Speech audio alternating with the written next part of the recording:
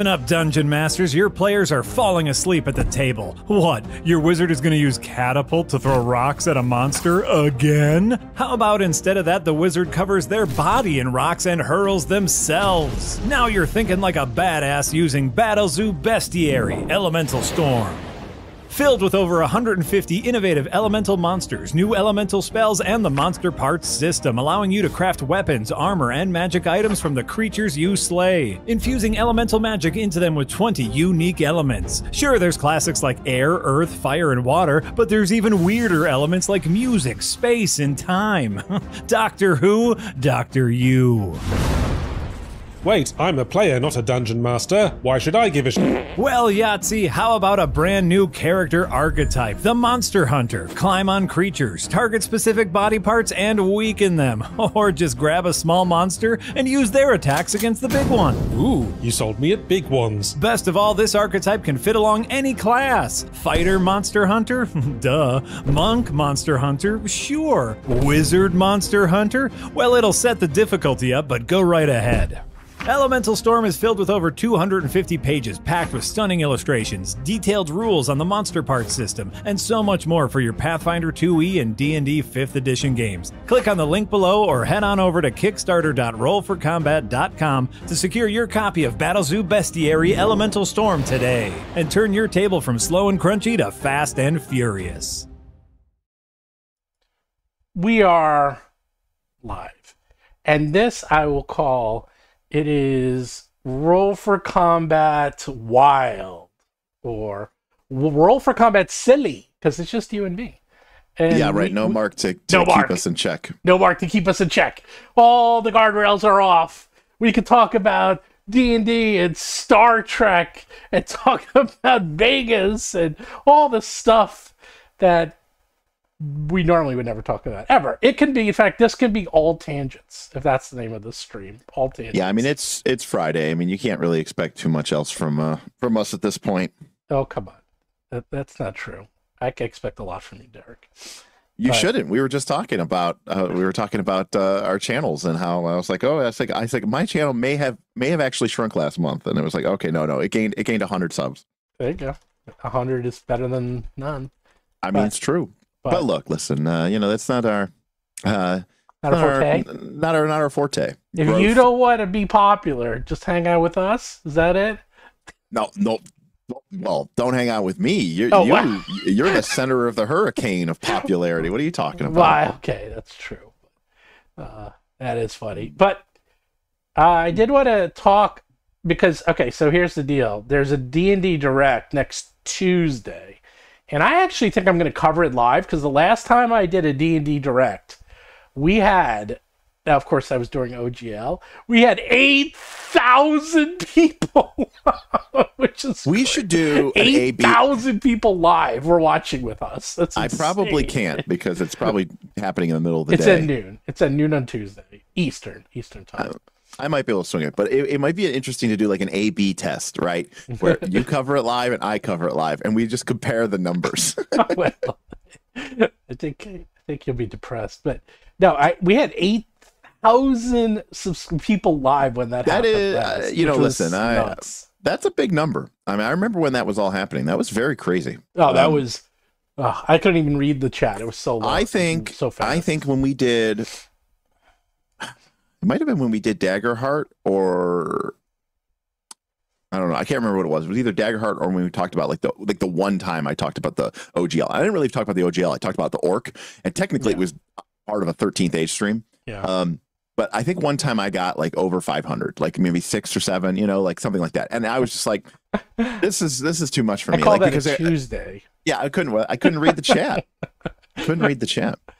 I don't get 500 as often, but it's not infrequent. How about that? But I kind of probably want to do it because they said this is the first D&D live that they've done in like a year and a half. So it's actually been quite a while.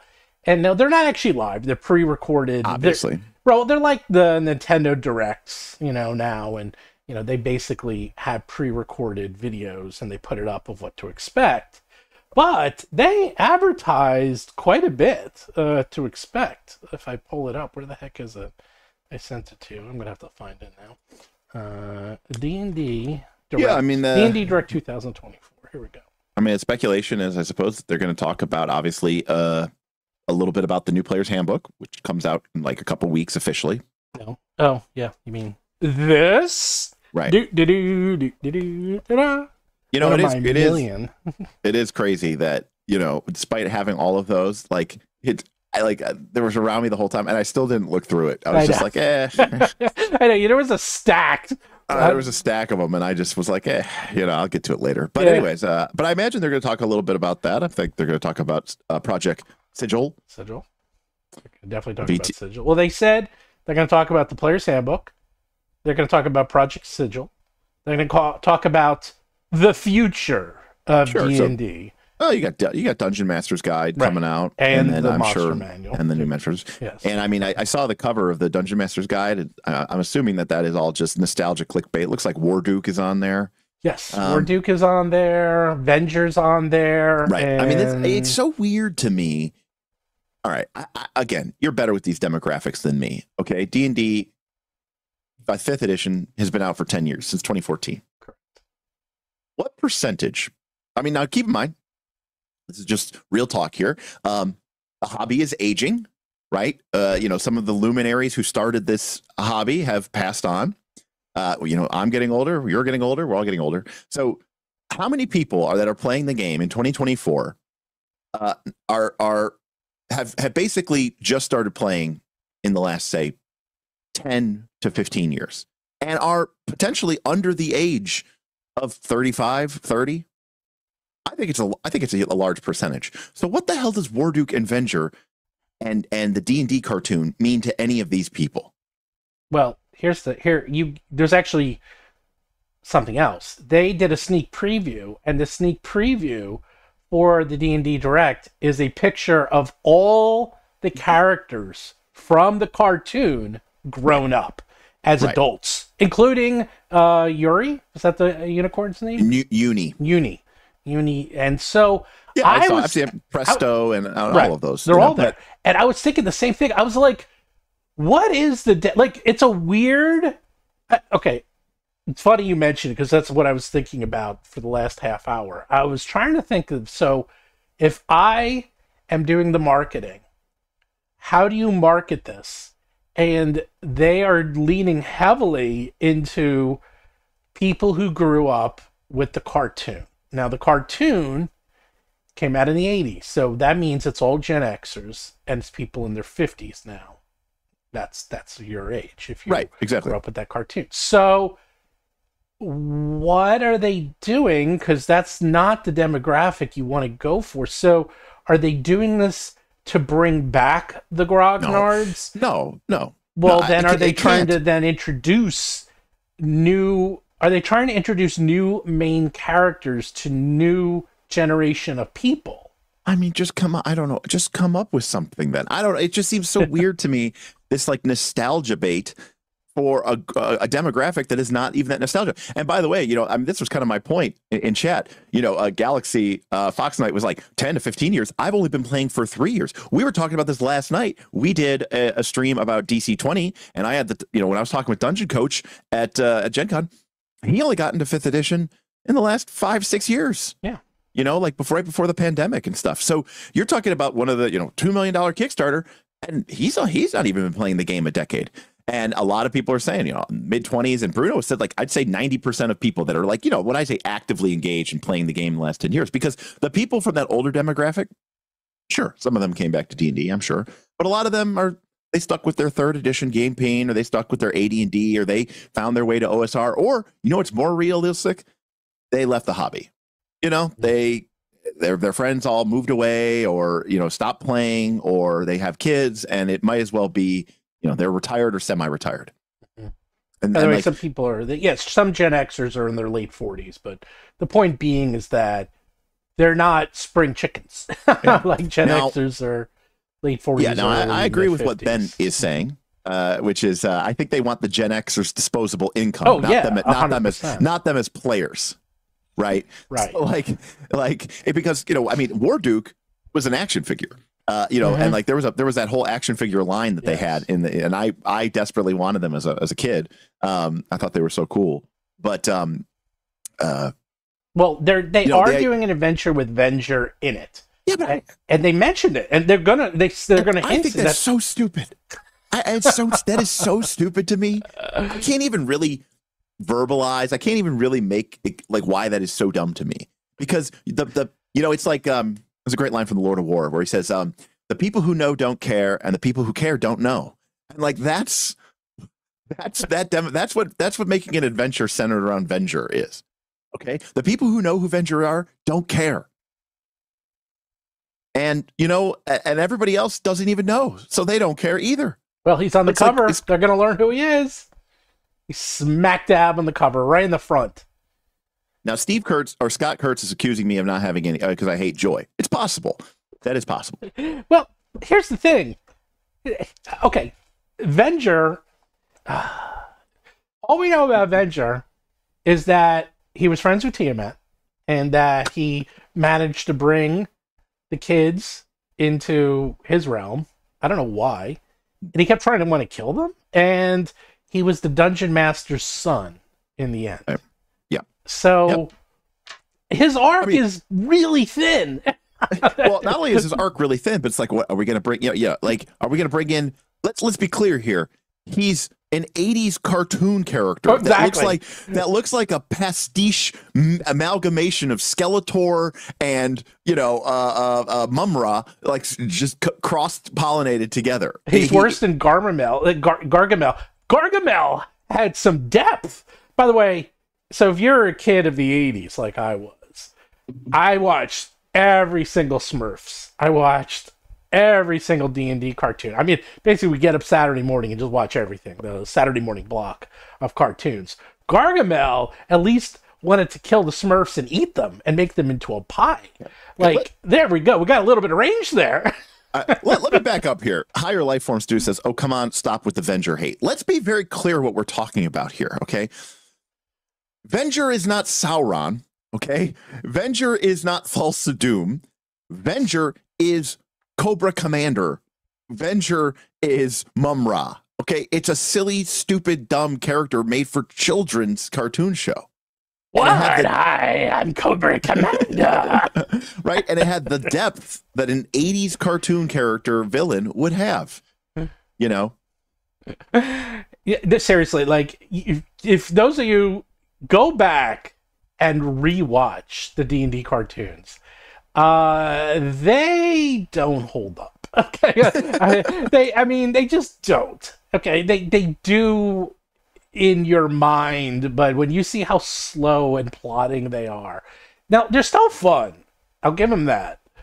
But it's one of my favorite little legacy elements of the game is that you have all the classes represented.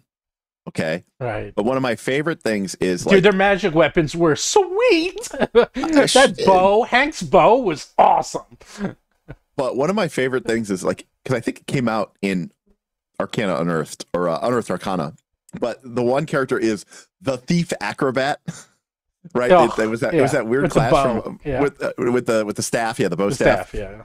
Yeah. But it's like, they were like, well, let's plug in one of our new classes from Unearthed Arcana. So you have like the barbarian, the little kid, and you've got like the thief acrobat. I always thought that was pretty funny because it's like what the hell is the thief -acrobat doing in there? Well, by the way, so Mark T so super chats, and will always be answered quickly and first. And I guess this is some guy that is from Knights. They make movies like The Crow, which got horrible reviews. Star Trek, which by the way is in limbo because Paramount's getting sold, and why not do it for TTRPGs? You're right, they did it for those and they failed.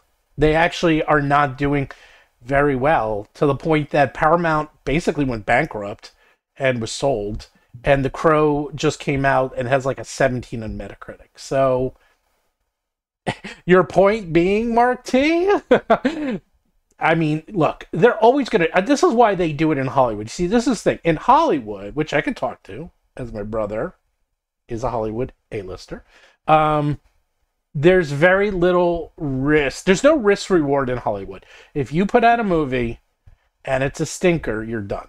Okay? You basically get one shot. And think about how long it would take you to get up to the point where you become a producer. And you want to do something you could either do something risky, and I'm talking about big budget, I'm talking about major studio movies, or something safe. So, of course they're going to do remakes. And you know who else does remakes left and right now? Broadway. Because Broadway is super expensive and super risky. Wait, are you saying remakes or revivals? Both. Well, not remakes, but they take an existing IP and turn it into a Broadway show. You know, you are absolutely right about that. And actually, it's one of the reasons why I haven't been super, like, when I see the Broadway ticket, we have a Broadway series here in Cleveland. Yeah. We actually have the second largest Broadway district outside of New York City. Yes. In our Playhouse Square district. Anyways, they have this Broadway series and I've been looking at that, and nowadays it's just like some famous movie from the last 10 years, the musical. It's just like, that's what all of the musicals are. Or it's like some biopic of some person, the musical. Yeah, that's the other one. They either do a biopic. Now, I have to say, because I've been seeing the biopics, they're very good. Actually, I would say 80% of those are really good. Now, look, I'm not going to say, like, I saw the Carole King musical. Oh, I saw that one too. And that was excellent. That was very good. Very interesting. I just saw the one with Neil Diamond. Smith and his wife just saw the Michael Jackson one, and they said it was really good. I was all right. I saw that one. The actor was amazing. It was okay. Goonies the musical dude, I would be front and center for Goonies the musical. But you know what? They tried it with Rocky. It closed after like 2 weeks. Like Rocky the musical, which, by the way, I kind of missed it. I'm kind of pissed I missed it, because they actually, if you see pictures of it, they had the freaking like ring on the set and it moved. Like it was like 3/4, and they were like on it. It looked incredible. The set looked incredible. They did King Kong, which was supposed to be having a credible King Kong. I missed that. A lot of things are misses, though. A lot are hits, but a lot are misses. But yeah, I mean, I get it, right? But here's the thing. I get why, like, for example, I get why movies make, another version of Batman, right? Because if you make a new superhero, people are going to go, who the hell's that? I have no emotional connection to that, and I'm not going to give you my dollars for that. Mm-hmm. Okay. But Venger, like Warduke, like the core audience, the people who are playing D&D, in my personal opinion, by and large, do not have any sort of emotional connection or reaction to that. Sure, there's going to be a couple people out there who are like, oh, I love that show going up. I'll pick up this adventure, and it'll be cool to go fight Venger as a 50-year-old man. But, like, I don't understand how that is in that remake policy or safe policy when most of the people who don't even know who these people are, nor do they care. No idea what they're doing with that. Well, that was the other thing, is that what's the future of D&D. So back to this. Okay, so they're going to go through the player's handbook. By the way, if you're new, this is all you need to do. If you like and subscribe to this channel and leave a comment, not in the live comments, but leave a comment in the video and saying why you want this book for free, I am selecting one person every week to get this book for free. If I select your comment, next Tuesday, I will announce the winner. I'm doing this the rest of this month and all of next month. And I have a stack, and Derek can attest because he saw the stack of players' handbooks. And I just mailed out the winners from this week. I just mailed it out yesterday. I went to the post office and mailed out their books. So if you go there, and the other place to go is go to kickstarter.rollforcombat.com. And if you pre-order, or the Kickstarter starts on September 3rd, in a week and a half, the Battlezoo Bestiary Elemental Storm, I select one person from here randomly as well. So I give out 2 books a week. 2 books a week for free until I run out. And I still got like 10 or 12 of these, so too many to list. Too many. I have too many books, man. And you don't even want one. Derek doesn't even want one. Derek's like, keep your stinking books. I will, number 1, support my FLGS, and number 2, I'll get it in time. You'll get it. Although, as I was saying, we're about to wrap up hopefully the next couple sessions, we're going to wrap up our Forbidden Lands campaign that we've been playing this year. And, we're trying to figure out what we want to do for our next game. I want Venger as the main antagonist. And, mean, there's a small part of me that isn't just like, you know what? Let me You're give gonna do it.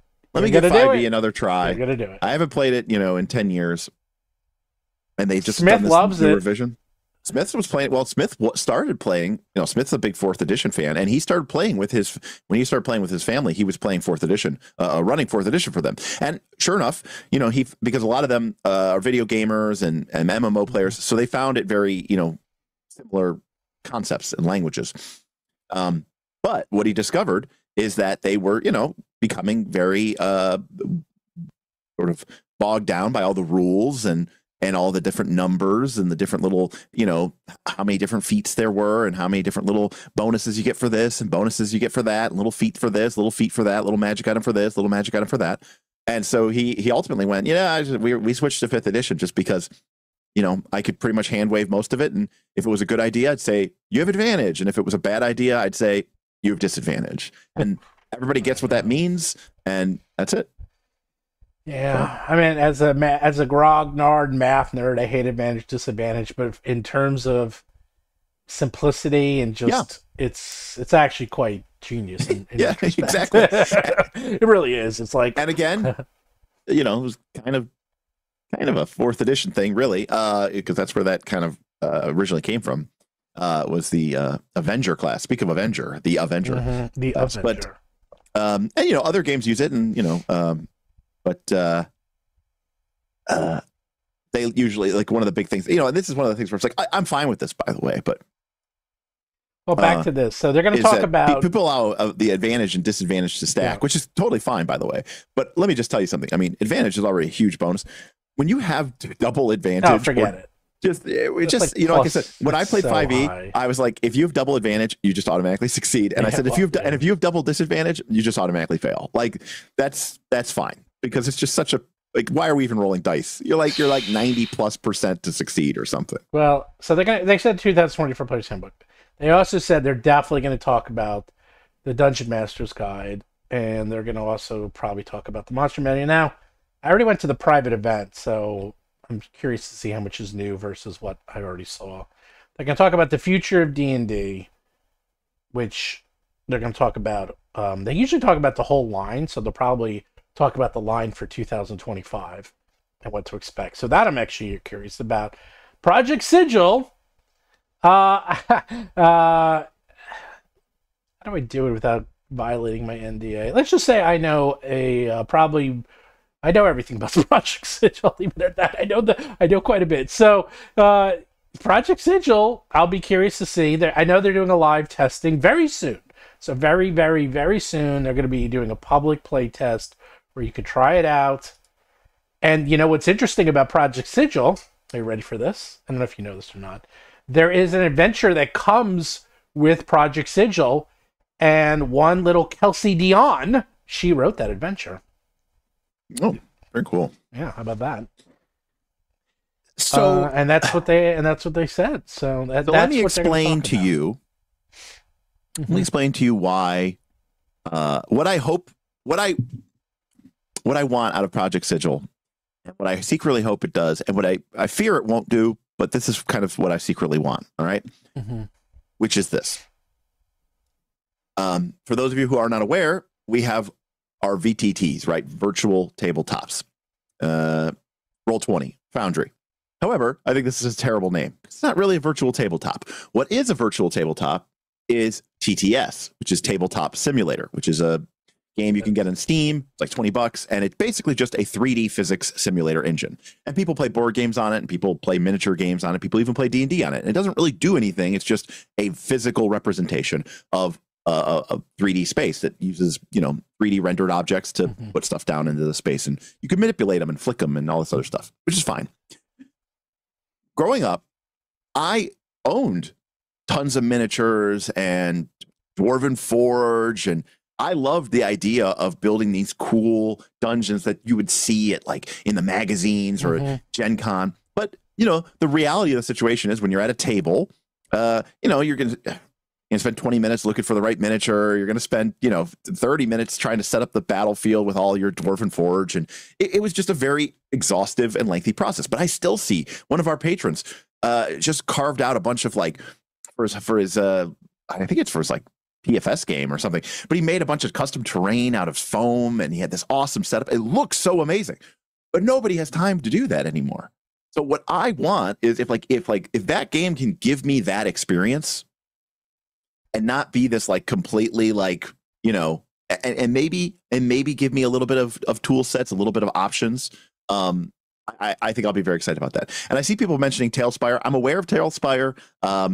I just, the thing about Tailspire is, to my understanding, it's the same thing kind of as TTS in that it's completely system agnostic, which is fine, which is cool.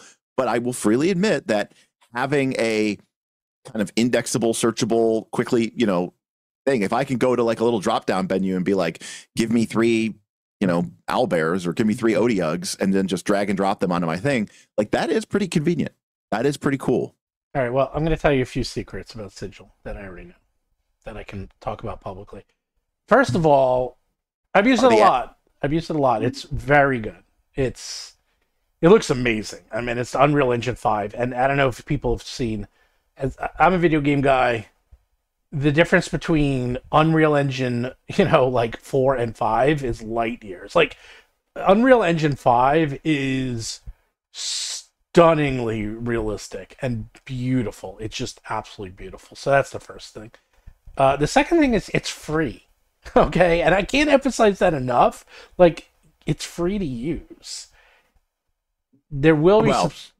wait. If you use the subscription, we don't know what the subscription will give you, but I do know then it'll tie into your D&D Direct. D&D Online, what's it? D&D Beyond. Too many D&D stuff. D&D Beyond characters directly. So that's something else. And here's the thing that people don't realize. It's kind of system agnostic because you can play it. It has all the dice in there. Okay? It has all the tokens and monsters. If you just want to use it as a sandbox tool and play Pathfinder or Shadow Dark, you can. It totally works. I mean, you would have to roll the dice like you would normally, and you'd have to do the math like you would normally and have character sheets. But otherwise, you know, it can work with any system. You don't have to use it for D&D. And having it free, I know for a fact they want that. They want people to use it for any system and they want it to become Minecraft. That's really what they want it to become. They want it to become the Minecraft of TTRPGs. And I'd say they actually have a pretty good chance of doing it because the tools are good. The tools are fast. There's going to be people who come out with modules. There's going to be people that come out with maps that you can just load in as you need them. I wonder how much they're going to allow people to like customize it. You know, right now they can't. No, right now you can't. Right now, but they want to eventually definitely have it where you can load in JSON and customize. Well, because I feel like a lot of the success of like, you know, like look like the Skyrims, right? Yeah, is the modding community. You know, and these play people who are, you know, invest all this time. I mean, we see that in Foundry VTT, right? Where people go and create these incredible modules that can really change the experience of the core game.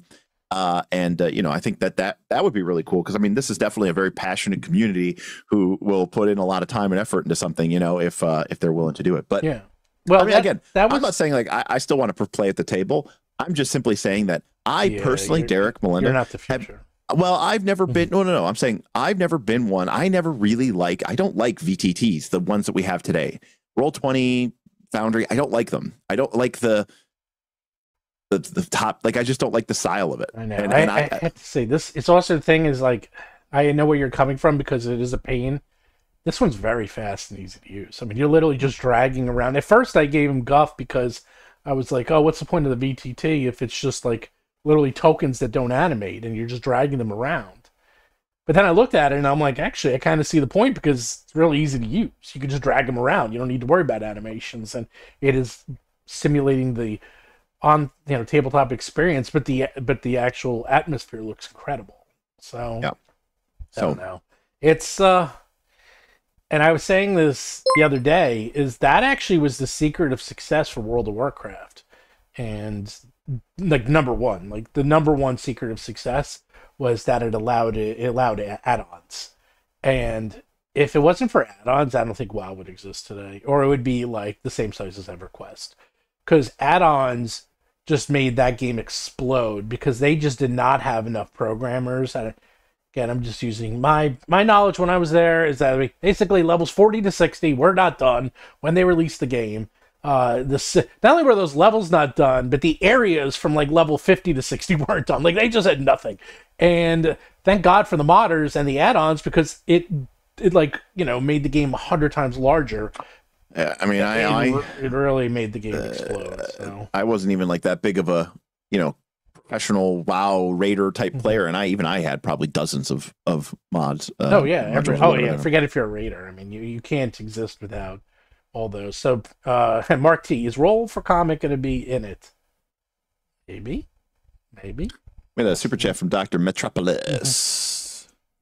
I could see WoTC selling various D&D editions as add-ins, options on top of their microtransactions. Tile sets will also be a huge moneymaker. I mean, to be very clear about something, I mean, if you're creating a product and a service and somebody is spending time to manage that and run that and create those tile sets, I think it's fine that people charge money for that. So yeah, I mean, that's the thing. It's like, oh, if you want to buy like a winter tile set and they're charging $5, $10, $20, $30, I mean, I actually don't see a problem with that. It's a lot of work. I mean, I've bought single VTT maps off of Drive-Thru RPG, or like single VTT map packs. Like maybe there's like 2 or 3 of them for like $4.99 for like a digital, 300 DPI battle map. Wait, so here's the secret: the new Battlezoo Bestiary Elemental Storm. I asked and did a poll because I wanted to add some new stuff to it, and I'm gonna sneeze. Sorry. Should have covered the mic. So I did a poll because I personally, I've done it all. Okay, I've done minis. The problem with minis is they're actually very expensive. They're hard to make. They're kind of a pain to ship, and quite frankly, they do not sell. And after that's done, I mean, I love them. They look great. Check out these Eldamon minis. Look at that. Look at that thing. Oh, that thing is. Look at that Squirrel Lash. Look at that guy's such a sweet. I mean, these minis came out. I want to see. Oh, look at this. I got the dog mini. Look, it's flying. Look at that thing. See that? Look at the mini. Look at little flowers. So minis came out great, but they don't sell, and they're a lot of work. So I'm like, all right, minis are not like the answer. I know people think they like them, but I think I've sold you sell like 5 after the Kickstarter's over. Cards, same thing. It's very limited. Usually only GMs use them. So I was doing all this research, and the things that came out on top by like a mile, it wasn't even close. 2 things. One was animated tokens, which is kind of our thing now because I have animated tokens. There's going to be over 500 animated tokens. That's a lot of work, but because they're all done by hand. 500. Every monster is going to be animated in multiple ways, so over 500 animated tokens. But number 1 was digital maps. And I was like, really? And that just did maps. And I was like, and they like, because I never thought about it. Now, I play Adventure Path, so I have all the maps, but people who I guess don't, they always need maps. You always need maps. So I was like, hey, guess what? I got map guys. So we made a map in one day, and I showed it to the people, and they love it. So we're going to have 50 plus maps in our Kickstarter. We have, as we have discussed before on this channel, yes. Love maps. So we're adding maps. The folks over at Jipeku, that's what it's a number 1. It's like the number 1 Kickstarter. Backer Kit has not they Backer have Kit. Patreon. They have 59,000 members. Yes, and every time they release a map pack, yes. They make it says it right on their page. They make $90,000. Well, we're getting into the map pack business, baby. I'm dead serious because I got guys that like our maps are amazing, and I asked them, and they said, "What would you pay?" And they're like, it's usually for like 1 map set. It's $5 and with variations. So I was like, all right, so we're going to have 1 map. And then we have the grand prize winners and the platinum winners. And we're going to do that. And the point being is that, you know what? It's a lot of work to make those maps. So I think it's completely reasonable to ask for $5, $10 for those maps. So there we go. Yep. Yeah, I mean, again, I think that the digital content is definitely something that people enjoy. It's not always my favorite thing. I mean, I still like to run a lot of things, theater of the mind as well. It's funny. People say, "Did you get physical maps as well?" I was actually never a fan of the physical maps. I'm The looking poster into maps. it. I don't like them, and I'll tell you why. Because when I play in person, I like the Wizard Cast Wall of Fire. I want to be able to take a red dry erase marker and draw in a wall of fire on my battle mat. But you can't. What I'm saying, so then we experiment with putting a piece of acrylic over the paper map, and it's just I'm talking about the pre-painted maps, and then Paizo made the flip maps, which were glossy, and you could. Well, those are the maps I would do. In fact, but the problem is they had those big creases. Wait, hold on. See, I'm a usability guy. Okay, I'm a man at the table. I view everything through marginal utility. You're useless. Look, this I got from the printer today. My printer sent me this huge package, FedEx from China, and check out this example. They send me sample maps of what they can make. Let's put it down, Adam. Look, ta-da! Now the funny thing is, they sent it to me white, and I was like, oh, I wish there was a map on it. But this is an example of what they can make for me. So. And this is how big it is. But look how big this huge. is. I know, it's huge. It's almost too big. I'm like, wait, that's the small one. Here's the big one. like, we can make maps for you, Steve. Here, you want this? Look at the size of this thing. It's huge. I'm eaten by the map. This thing is ridiculous. So, yes, they can make me maps. I was like, guys, I can't ship a map. I can't ship this. So. GM Scott, $5 super chat says, obviously the character armor and weapon skins are going to be their biggest moneymaker. And I don't blame, I think you're right. And here's the thing. Who am I to tell people how they should enjoy this hobby? And if I don't know if they have if it's $1 to $2 for a really cool animated flaming sword, or $10 for an animated sword pack or something like that, and that's really cool for you and your friends, or that's how you want to play. I mean, and more power to you. I know everyone's getting so. First of all, Professor Dungeon Master put out a video 2 weeks ago. Or 3 weeks ago, saying how the future of D&D is all digital, and supposedly it blew up on Reddit and everyone's going crazy, and I was like, really? I said that 3 years ago.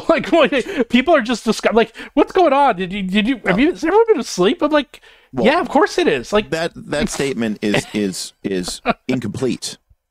Okay, the future of D&D is digital. It's not a complete statement. Okay. The future is just digital. I mean, okay. You're actually, you couldn't be more right. The future of life, is digital. Everything is online now. How many cassettes, CDs, DVDs did you buy in the last year? Right. Yeah. My guess is probably zero. Honestly, probably zero.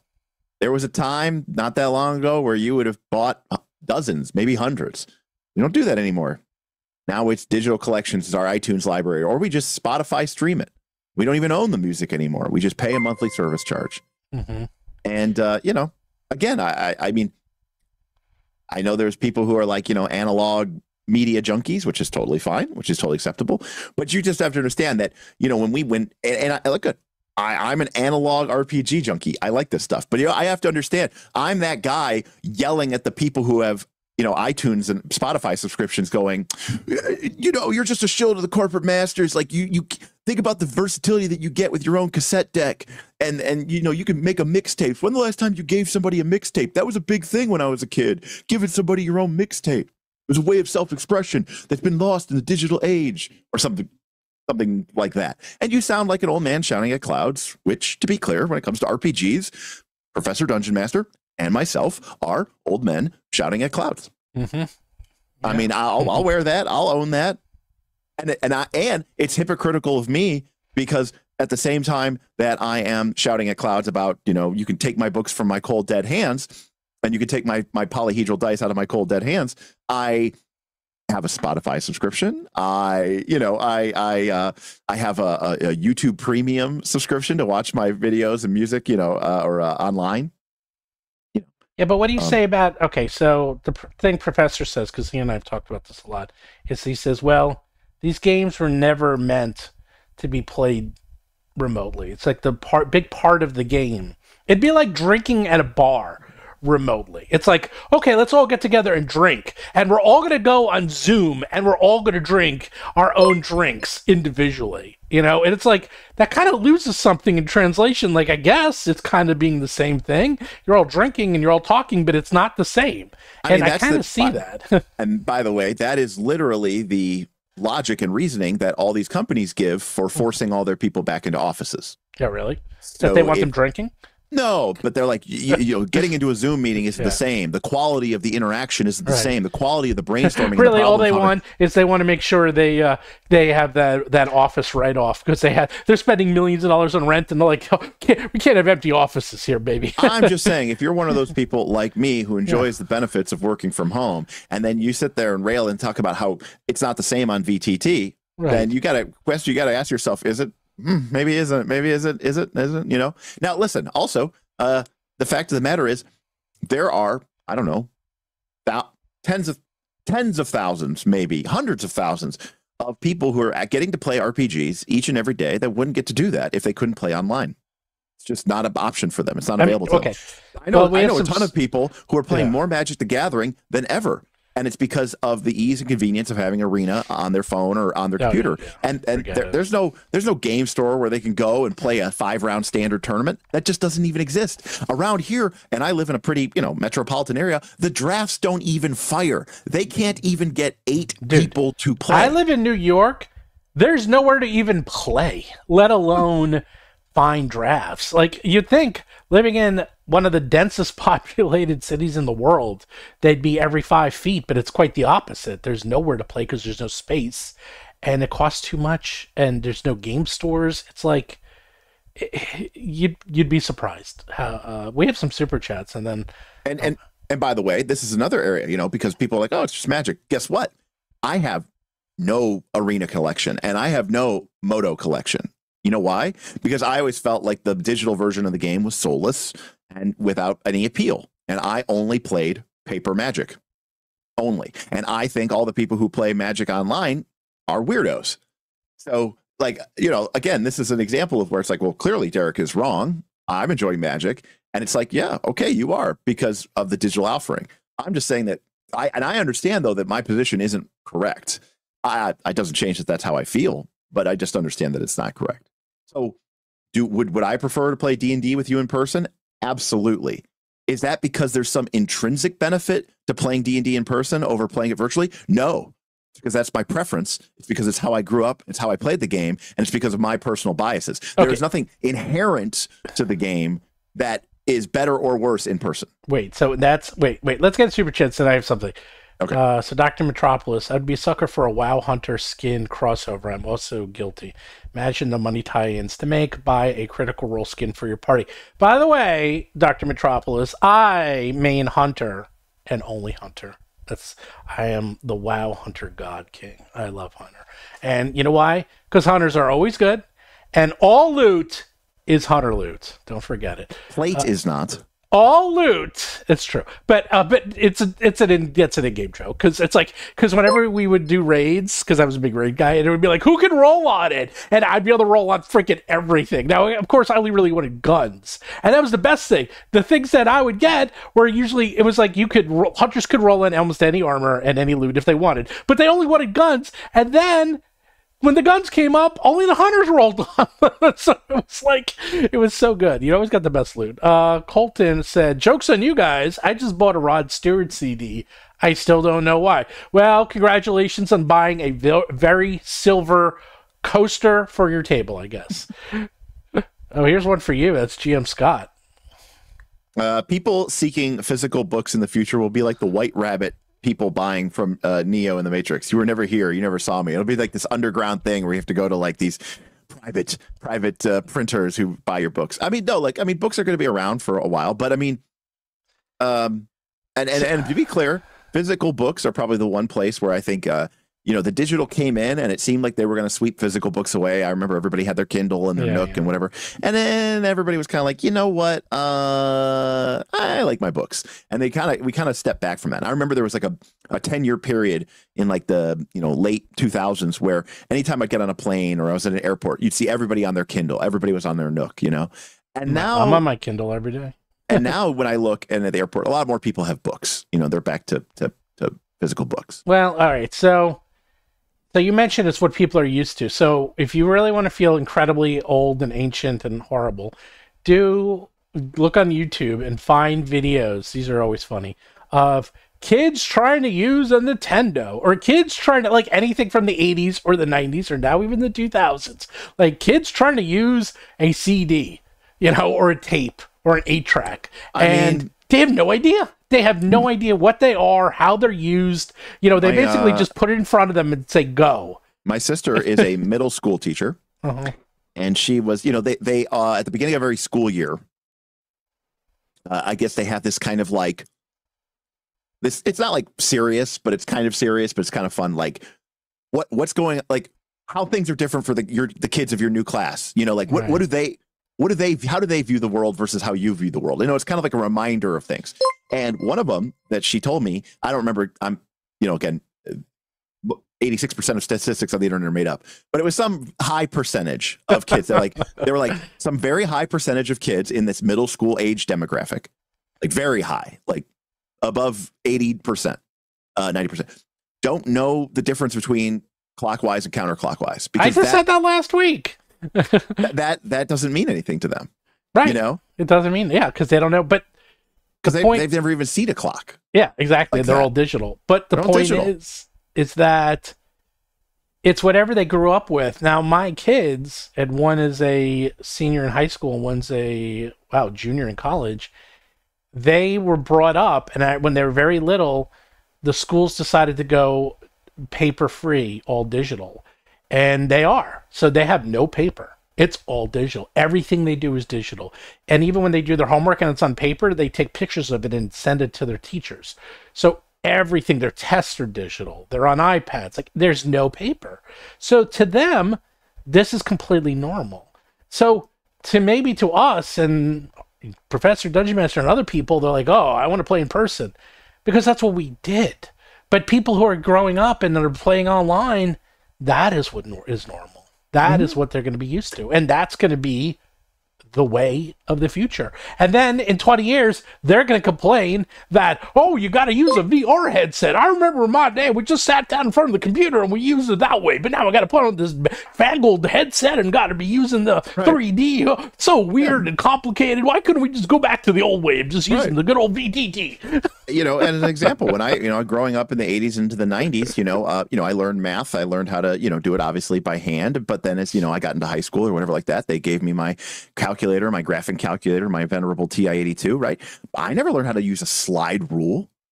I wouldn't even know how to use a slide I remember rule. The slide rules were everywhere. Right. I have no idea how to use one. But that was like what people used until calculators came around. Correct. But then calculators came out and they said, well, this is better.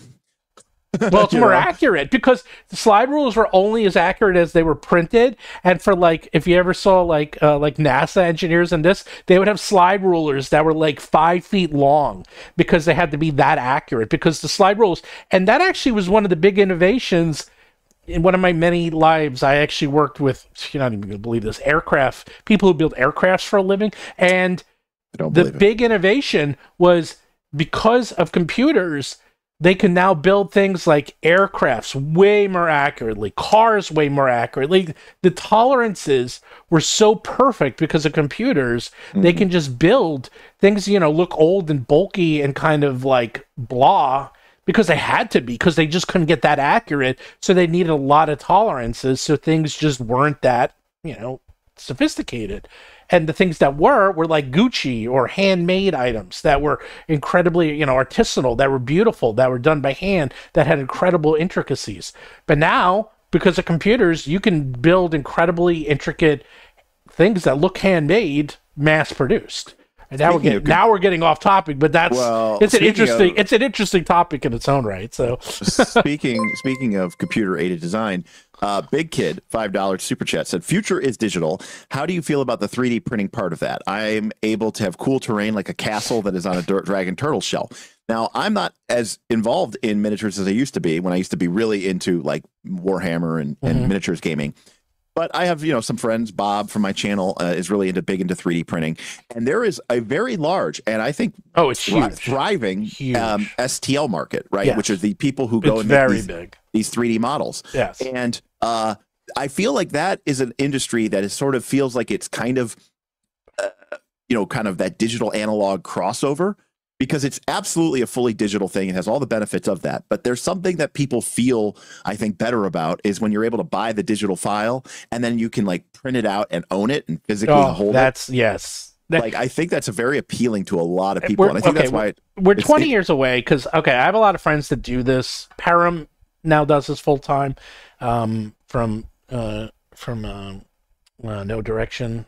He used to be very big in the Pathfinder world. Now he does the VTT stuff full time and digital printing. I actually was looking into it because it looks pretty cool, but right now, dude, it's so complex. It smells. You got to clean everything. Like, it is a pain. Okay, it's still a hobby. It's hobbyists. Okay, it's a serious hobby, but it's still hobbyists. It's getting there, but when it becomes Star Trek, man, when it is like, when it is just something you buy at Costco, and you literally just insert a cartridge and you can then print things and you don't have to worry about cleaning it. You don't have to worry about the smell. You don't worry about the noise. You don't have to worry about all that. When you can buy it like you can buy, a freaking microwave at Costco, that's when it's become super mainstream. And we're not there yet, but it's going to happen. I guarantee it's going to happen because it is so popular. I'll tell you what. Okay. Here's the secret. Oh, okay. I never can talk about stuff like this. The secret of figuring out if things are going to go mainstream or not is to see how they're being used in the business world, and that's actually how Apple was able to now stick around and not die. Because I don't remember back in the 90s and the 80s. Microsoft and IBM had this is unbelievable, 97% share of the PC market. 97%. Apple had 3%, which is now the biggest company in the history of the world by far, ever. What's it worth, like 3 trillion or is it 4 trillion? The point is, how did a company that was one point worth about $36 million not that long ago go from 3% of the market to the largest company in the entire world?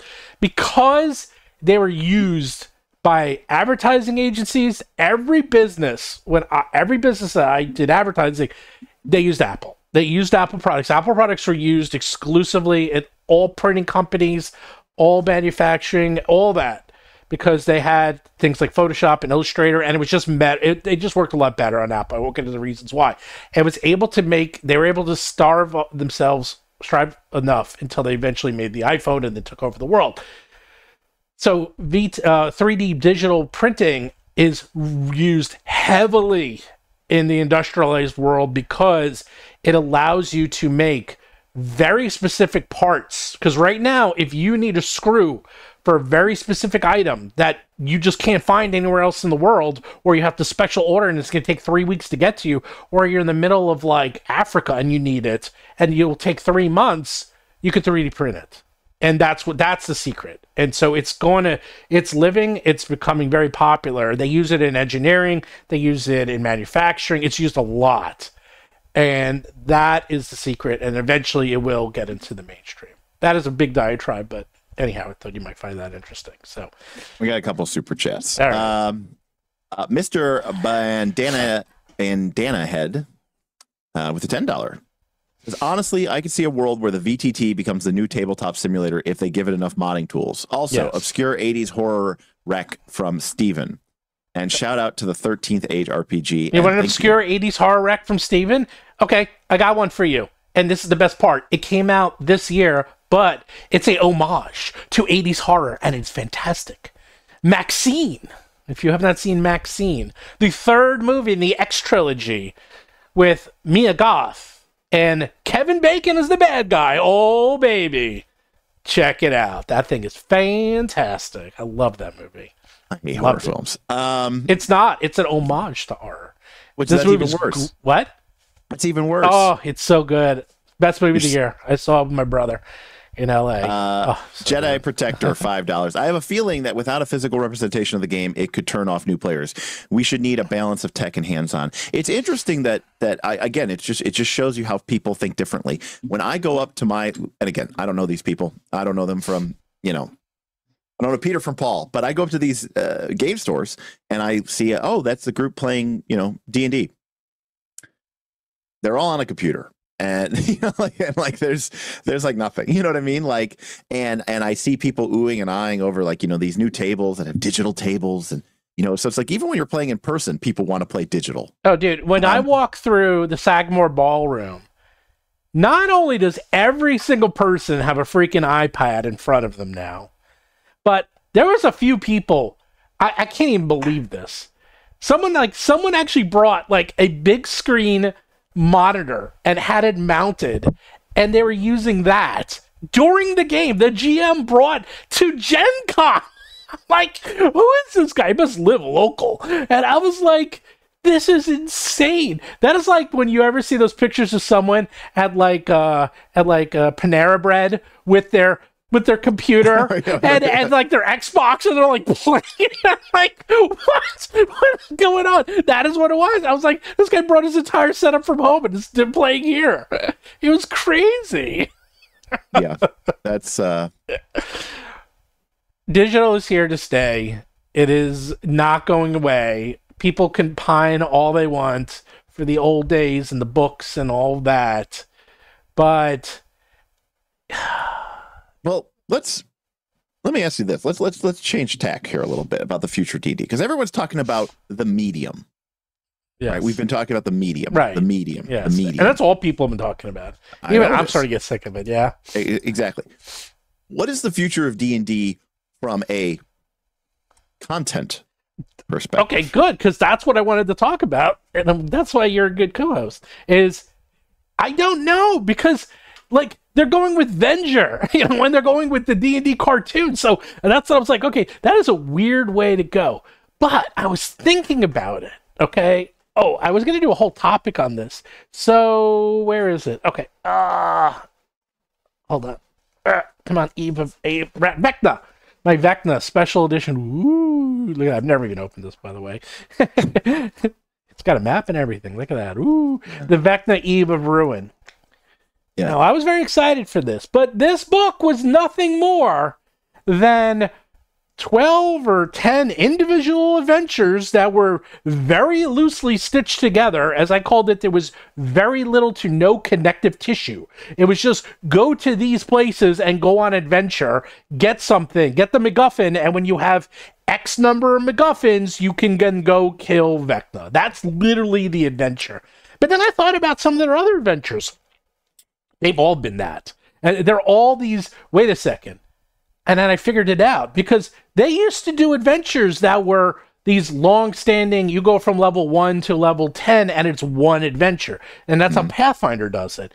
But they've been changing these to these individual, and I realized they're doing this because so many people want drag-and-drop adventures, and that's what this is. They're making all their adventures into nothing more than adventure of the week adventures that are stitched together very loosely with an overarching plot. And that kind of sucks, because if you're going to do... No, wait. No.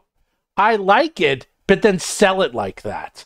And here's the thing. Right. They have been selling like that, because they have like the candle whatever adventures. Was it the Candlekeep? Those are individual adventures. Like, they've been doing that. They're selling some of their adventures as these are individual adventures. Great. Then sell them as individual adventures. Don't give me this bill of goods where it's one adventure. It's not. This is not one adventure, okay? Like do you know what my favorite 5e book is? Yes. No, I don't actually.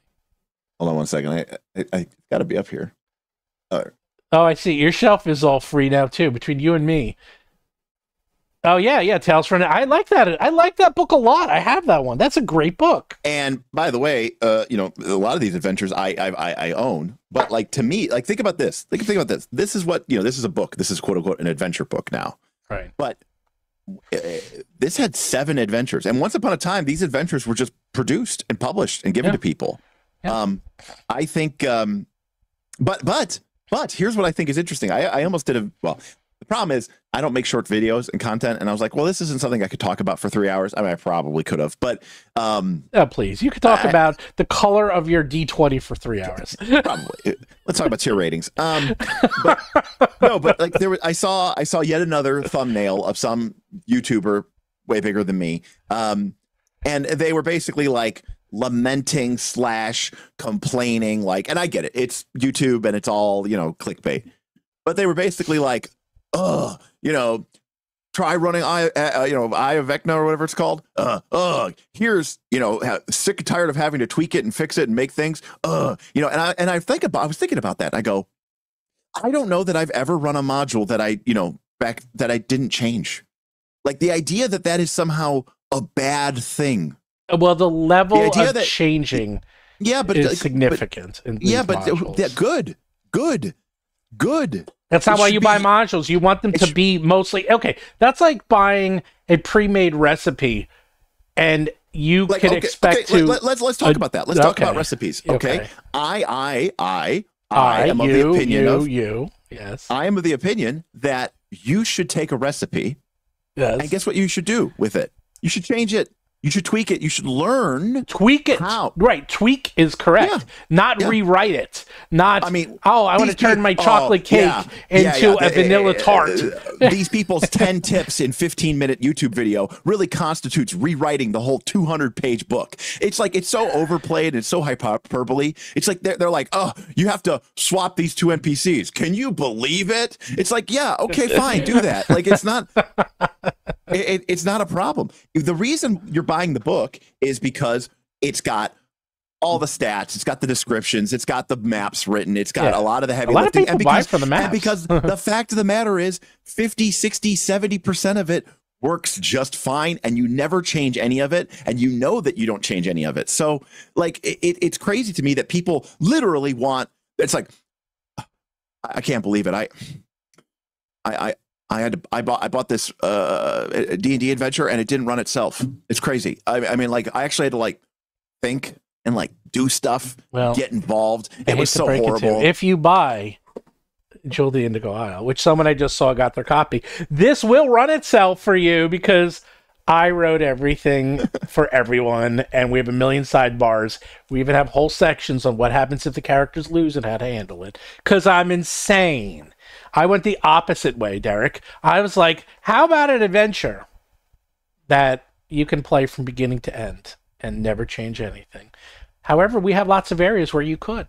We also have another full book of the World of Battlezoo Indigo Isles that has nothing but open-ended but that's areas. The thing. I mean, we gave you both. We gave you the options. I mean, which is fine. I'm just saying, as a dungeon master, like, isn't like, isn't that like why you run a game?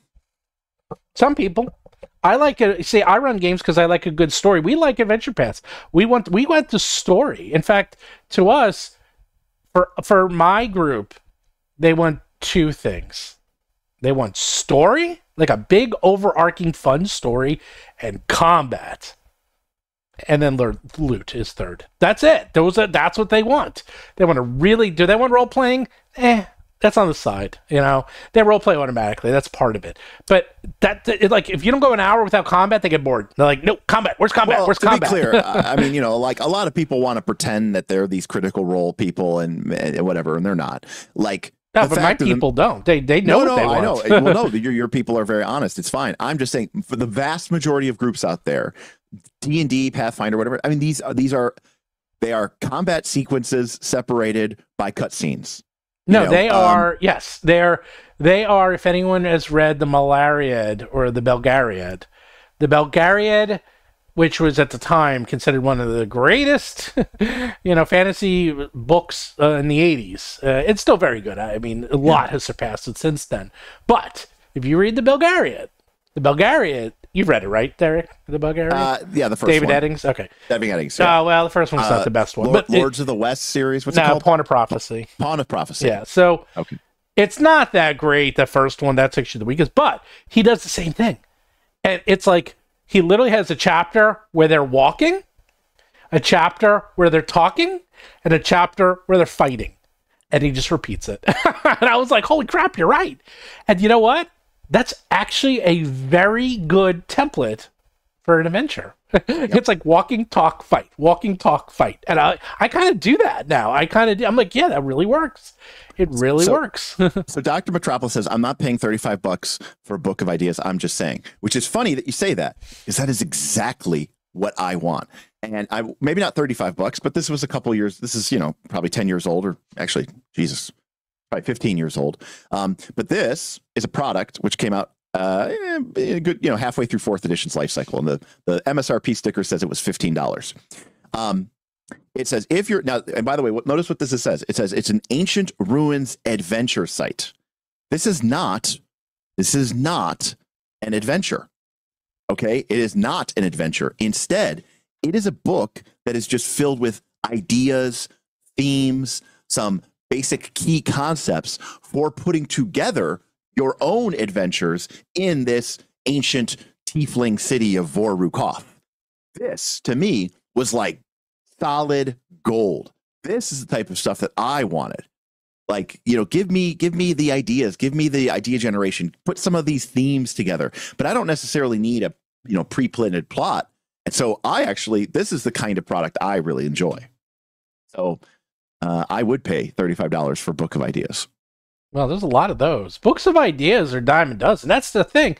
And that's why I don't think... So people are asking, okay, you want to go find books of ideas? Yeah, someone just wrote Lost Omen books. You go onto D&D, D&D, not Insider, the online D&D store, or the Infinity store. That's all it is, because those are a dime a dozen. Okay, lore books are easy. Not only are they easy to write, they're easy to make, and they're easy to publish. That's, in fact, of all the books I ever made, I was like, I told Mark after, because I did the Battlezoo book, which was lore, and I was like, oh my god, this book was so easy, especially compared to a Monster Manual or Lord the Beltamon book. And he's like, oh yeah, lore books, they're very easy, because all you're doing is writing. And he was right. And there's so that's easy. But do you really want lore books from because this WoTC? isn't, well, no, but this isn't a lore book either. Well, it kind of is. Not really.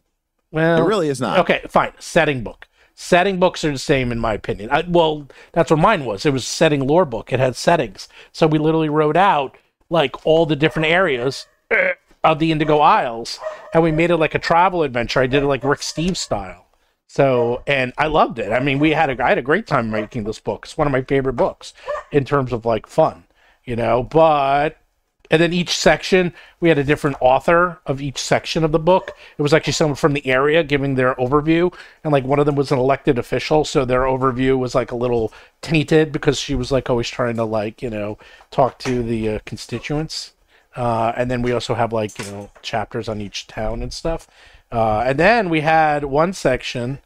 Here's the one Bob Worldbuilder did, was Moonshadow Isle, which was this. It's like this area where you can't find anything about, and they actually found a map from a discoverer, from someone from there, and they actually put together a journal based on their expedition of what they found there, because the guy died. So it was like Robinson Crusoe or something, and then all these were written by backers. So this was easy to do. The gardener's here, my dog's in here whining because she wants to go bark at them. So you might hear a dog whining in the background. Ruby, calm down. Now, let me be very clear about something. There are some classic adventures, which I really enjoy. But, in my general experience, they have been more like playgrounds for my characters and my players, crazy, weird, ideas and antics. And it's less about this kind of overarching story. Anyways, again, going back to the content idea, For D&D, I don't. I'm listening. I just don't know what they're going to keep producing that that people are going to keep buying. I don't know either. That's why I'm actually very, very. Someone's like, what's it, Agile Monk's like, oh, are we actually on topic? I'm like, well, believe it or not, we are. We're taking a long way, but we're back on topic, which is, what are they going to show us besides Venger? I'm actually very curious to see what the future. I know it sounds weird, but what is the future? I am predicting that yes, they're going to do so. They already said they're going to do something with Venture. They're already going to do something with the adult D&D crowd. I wouldn't be surprised if we see Baldur's Gate 3. They already have the tokens in there, and they already showed them. So, and there would be idiots if they didn't do something based in Baldur's Gate. Okay, so they're definitely going to do a Baldur's Gate thing. I guarantee it. I mean, why wouldn't they? So, Steph says more power creep options. One of the things that I've heard is that, again, I'm not a 5e player, but one of the things I've heard is that as they've released some of the big tentpole character option releases, things like Xanathar's Guide to Everything and Tasha's right Cauldron of Everything or something, that generally speaking, those abilities are better, stronger, whatever, than some of the original core options. And then, now a lot of 2024 is them just taking some of those ones and making them core. But it's like, are you just going to keep printing better options so that people go, oh, I kind of want to play that subclass. Oh, I kind of want to play that, Yeah, Ancestry. you know what? Okay, that's not how power creep comes, because these games are incredibly complex and they're not play tested enough. Okay, do everyone remember that last year they had a whole plan, and the plan was they were going to play test, okay? They were going to play test the player's handbook, and they were going to play test the DM's guide. Where's the DMG playtest? Has anyone seen any playtest materials in the DMG? Oh, that's right, they didn't. They said they were going to do it, that they didn't. What about the playtest materials for Monster Manual? Have we seen that? Oh, that's right, they didn't.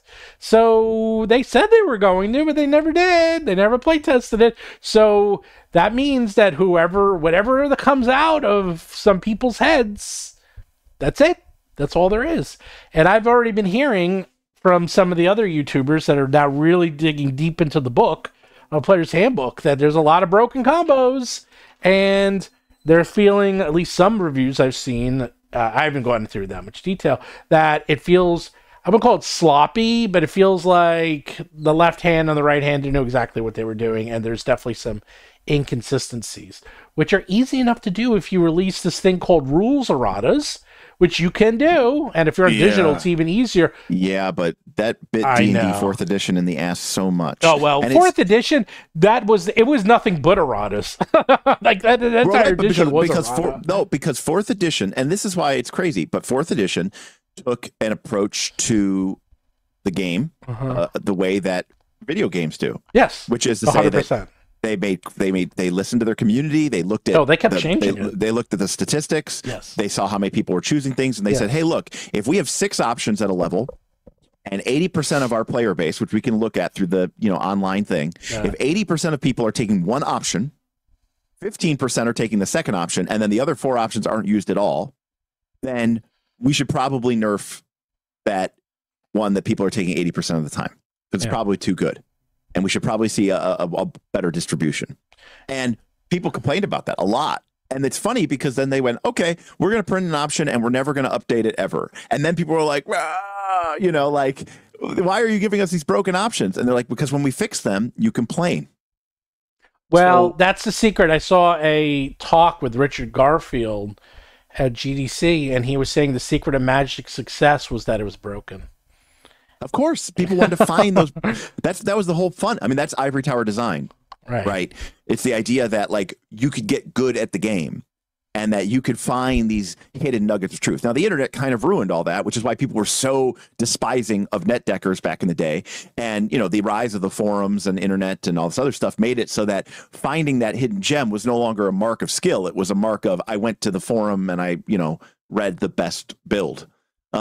And so it became less of a thing, which was why that became, I think, one of the reasons why it became so frowned upon is because it became too easy to do. But yeah, I mean, that was a part of the game, was getting good. and learning to, which were the good spells, which were the bad spells. And now it's very offensive to people that there would be a good spell or that there would be a bad spell. Yeah, I don't know. I am very curious to see where they go from here, because all we've been talking about for the last 2 years is the future of D&D and them coming out with the new player's handbook. And well, now it's here, so now what? It's like now that, by March of next year, all 3 books will be out. So now what? Do they come out with... And here's the thing. For the last 10 years, D&D has released just modules and settings, and that's it. Just adventures. They've released very little in the sense of, they released, the Artificer, and they released almost no players' books. Nothing. Right. Nothing. Right. And which is such a weird thing. So did they go the Paizo route? And Paizo actually has kind of a nice little thing going. So they release 1 to new classes every year. That's what they do. That's their new thing. So they do usually 2 classes a year at Gen Con. And that's nice. So you know what to expect. Every year they'll have 2 new classes. Do they go that route where they sort of go into this and then they have the Lost Omens books. There were 4 a year. So they have, we got 4 books a year. We have an adventure path every month. You have an adventure that comes out. We have a new setting book. We have a new 2 classes every year. And so are they going to come out with this cadence? Which actually I think would do them well, because then people know what to expect and they know what to look forward to and be excited. And there's a little game called Magic the Gathering that's been doing this for years with success. So why not do that with, D&D? I would much rather prefer that than always be wondering what's coming out. And I don't know. We'll see. Yeah, I don't know. I mean, Honor Among Thieves Part 2. Not impossible, because the funny thing is, at the time they were like, the movie didn't do that well, but since then, if you compare that movie to this year, that movie would have been like one of the top movies of the year in terms of money made, and supposedly it did extremely well on streaming, because the movie, that's what happens, by the way, when movies are very good movies, like that movie, which has like a 90 on Metacritic, it does well in streaming, and then it builds up an audience, and the reason they'll do a second version is because they'll go, look, we have a built-in audience, X number of people watch this, therefore if we do a sequel, we can guarantee, at this point they know the numbers very well, that X number of people will watch the sequel. So they might. I wouldn't be so, but this way, if they made another one, I wouldn't be surprised, and then they just have to do it for a lower budget though. So yeah, I thought the movie was campy, and I thought the movie was, slapsticky. By the way, so someone... Which was kind of disappointing, but I enjoyed loved it. But Unchained, an unscripted RPG that lost $100 million on the movie. Actually, that's not true. First of all, every movie in history has lost money. Batman, the original Batman, with made like $1 billion, lost money. Okay, every movie has ever lost money. Okay, they never make money. That's the first thing. No, it's supposed to be lost $27 million, supposedly, but they all lose money. And it also did very well in streaming, and depending on the streaming deal, they could have made money, but they obfuscate streaming money very carefully. And that is, in fact, why Scarlett Johansson actually sued Disney, because they were hiding those numbers, and their back ends are based on how well these movies do. You can look into it. I can go into this topic for a very long time. I will not get into this topic because that's my biggest love. As much as I love this, I love movies more. So I should just do a movie podcast. I should do another video just of movies, because I could talk movies at a high level forever and ever and ever, by the way. So, SP says it's a great film to rewatch due to the nature of the hobby. Oh, Pretty the much gaming anyone gang. who plays Oh, D&D, Jeff wants to know, how can a film with $1 billion lose $1 billion box office lose money?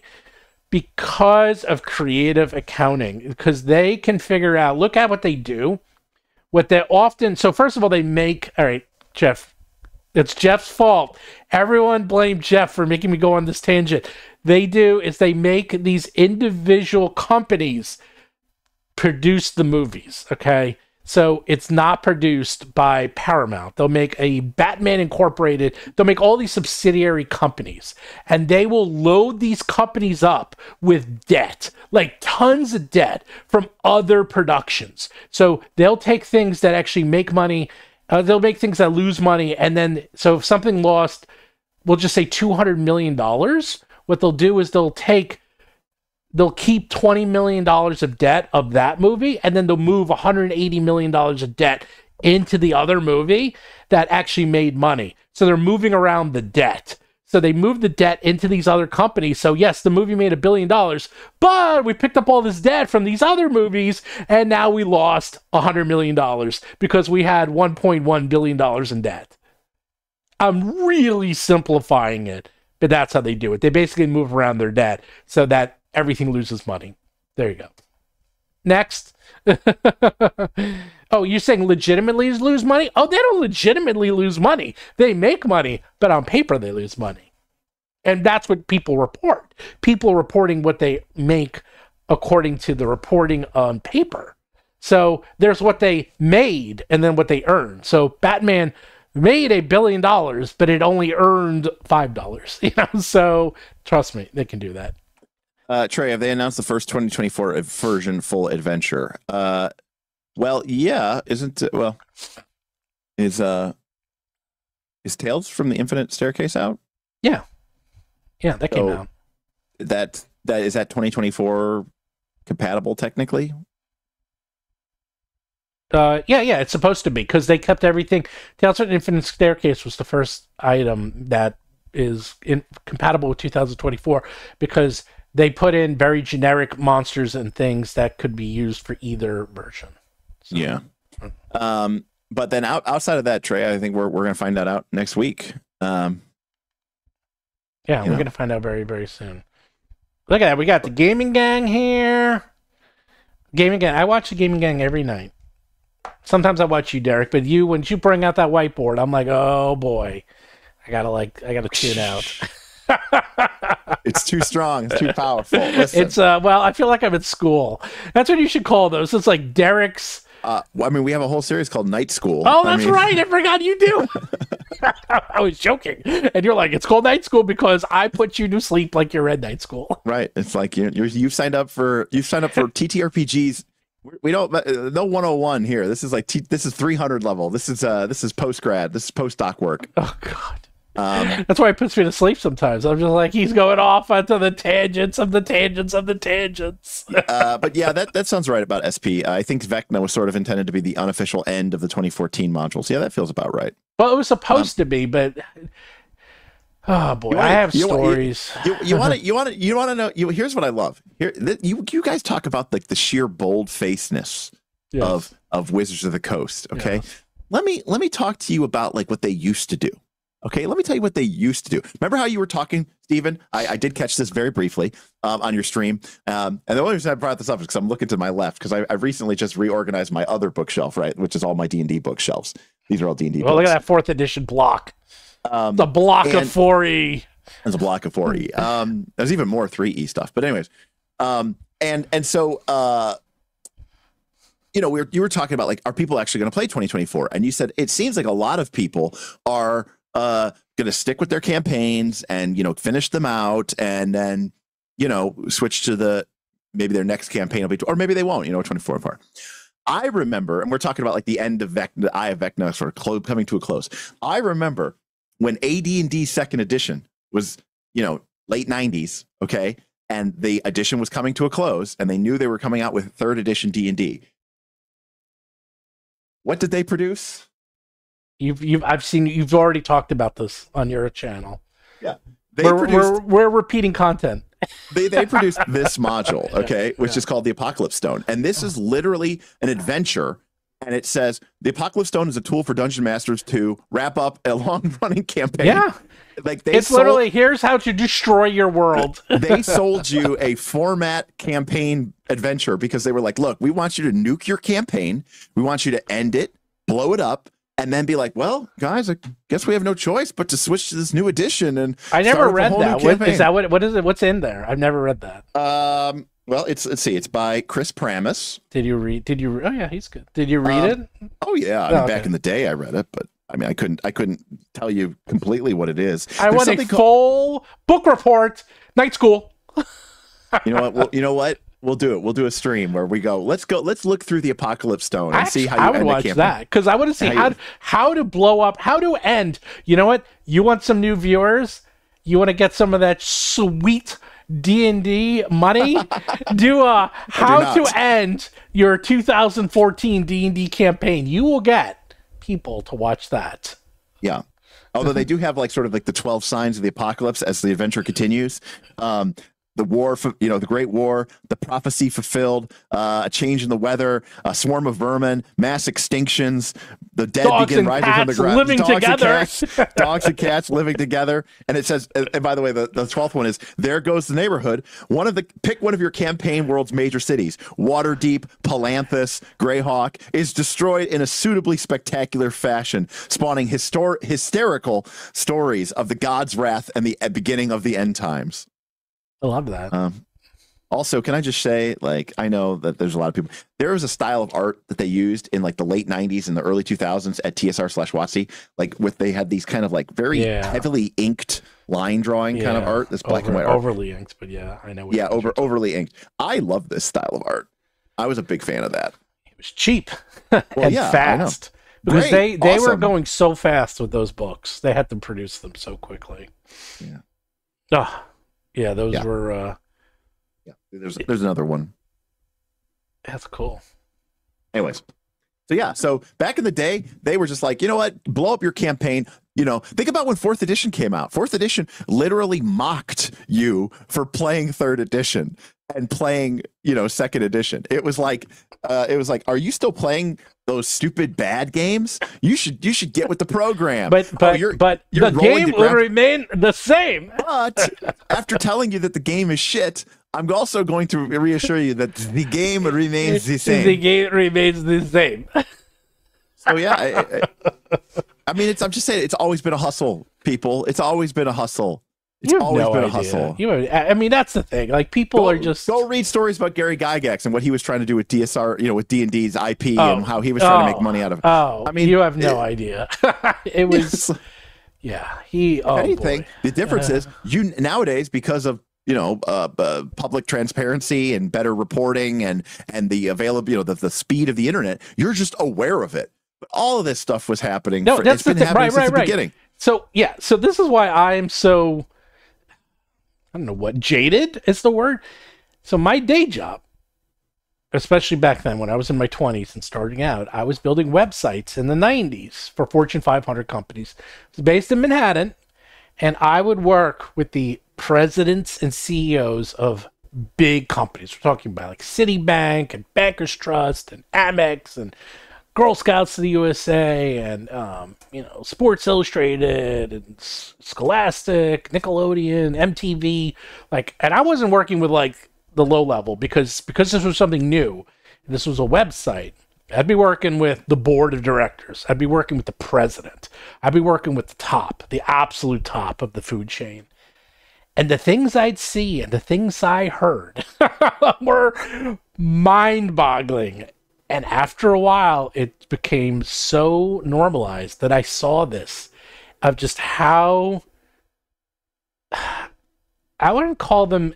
It wasn't even disgusting. It was just business. They weren't being evil. They weren't being good. They were true neutral. They were like, we just need to make money. And when I saw what they did to get this done... Nothing surprises me anymore, because now when people are like, oh, I'm so surprised, how dare they? I thought they were on our side. I thought they were our friends. I was like, yeah, you fell for it. Hook, line, and sinker. It was like, what's that for Wayne's World? They're reeling you in, man. Good luck, okay? It's all facade, man. They're businesses, man. Their job is, I always say, what does a video game company do back when I did video games? What does TSR do? What does WoTC do? What do? What do they make? People are like, oh, they make games, they make toys. No, they make money. These are a byproduct of them making granted, money. I mean, in a perfect, I would, in a perfect world, and there are companies out there, that are really, they're profitable because they make a great product. They really believe in it. Like me. Yeah. But those are usually, small, Yeah. independent with lots of, with lots and lots of span of control, because you're able to keep reins of the organization, because the reins of the organization is you and Mark, and a handful of, freelancers and artists, so the right hand knows what the left hand is doing. And once you start talking about a big company in these larger scale games, you lose a lot of that. I saw somebody up ahead and somebody said, what is the future of D&D? And they were talking about, I think we're going to continue to see more books that are, outsourced to 17 different authors and are going to feel disconnected and disjointed. And I think you're right. I think you will continue to see that. And I also have something I've personally noticed, even with Paizo's adventures, which are oftentimes written in a group, but then each book will have its own author. And just between the adventures, you can get a tonal difference. You can get a very sizable shift in the nature of the encounters and the difficulty of the encounters and the awareness of the rules just between two books, which are supposed to be part of the same sort of ongoing series. So I believe that is only exacerbated when you talk about some of these books like Candlekeep or Icewind Dale, where you had like 15 authors for 15 little mini adventures or whatever. It's crazy. I mean, you're going to get a lot of different people make different products, and then you end up with this kind of mess. But that's probably easier for them to do, more affordable for them to do, and all that other stuff. Well, just for timing. I mean, yeah, exactly. It takes forever to write these things. I mean, you have to divide it up. Yeah. I mean, they used to not, but then again, the adventures also used to be 30 pages. They are. Okay. They didn't divide it up. Also, there was two reasons. One, these guys did it for the love of the game. These people were living in poverty, literally poverty. Okay, they were at poverty levels, and the way they would get away with that is because they would get royalties.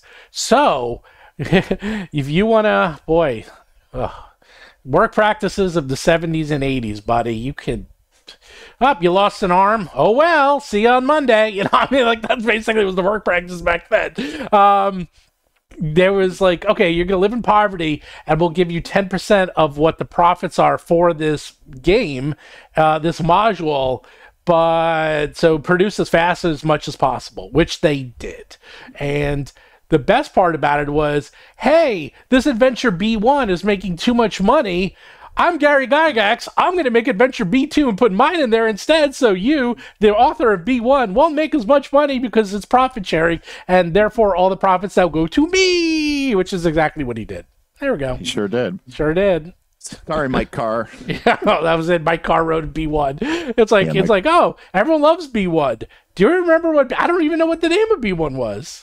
In Search of the Unknown. Oh, right. In Search of the Unknown. I mean, I could. That being said, I think In Search of the Unknown is shit, and I think B2, Keeping the Borderlands, is very nice. Oh, really? I don't remember.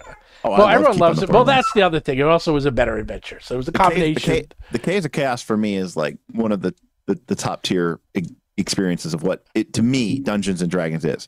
It's probably a very different experience than what most people want, but let's just say that I love that S series. Let's just say that the storyline of Keeping the Borderlands is there are monsters and they have treasure, and you should go kill them and take the treasure. That's basically the storyline of. I know. The royalty wars of TSR until they get rid of the royalty wars. Again, there is the When We Are Wizards podcast. I cannot recommend that podcast more. You have to. I've read all the books, but the books kind of blur and become the same after a while. The history of TSR. This one's even better because they interview the people at TSR today in their own voices, and they do, which was the ultimate episode was at the very end, where they have when Gary Gygax lost control of the company in the boardroom, and they reenacted it with actors reading the minutes of what happened. And it's stunning. It is like Shakespearean levels of drama of how he was outmaneuvered. It was so incredibly complex to get him off the board, and it worked. I mean, that's the thing. one day when they write that full story of everything that happened, it is an absolute miracle that D&D still exists. It is. They were brought back from the death more times than Voldemort. Let me tell you, it's mind-boggling that it still exists.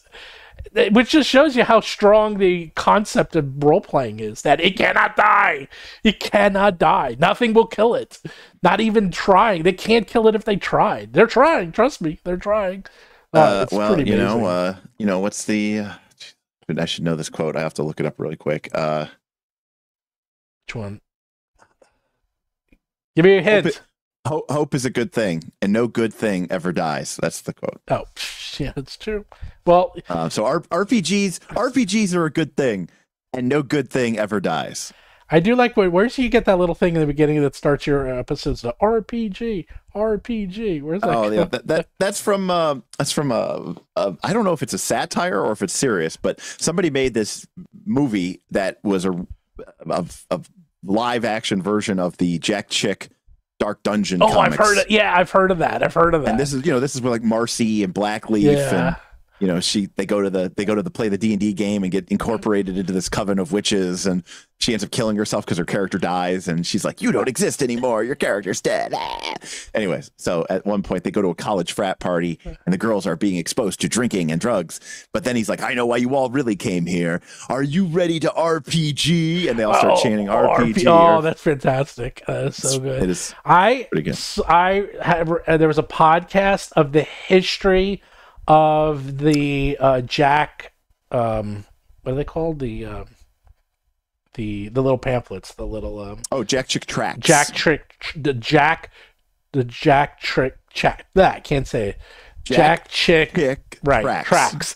There was a episode, I think maybe it was a 99% Invisible, or maybe it was Infinite Worlds, but they did a whole history of it, and it was fascinating because they still exist to this day. The D&D one is just one of them. They did others, but they would take them and put them in library books mostly, and just put them in, and so you would just find them. I remember seeing them everywhere when I was a kid. I was like, they would just be on the ground, and that's the whole point. They would mimeograph them and just hand them out to people, and that ended up being. But they're made by different people, and they're still made. Like, I think in South America they're very popular. So I listened to the craziest podcasts. I heard a podcast, my kids make fun of me, of why stop signs are red, because they used to be blue.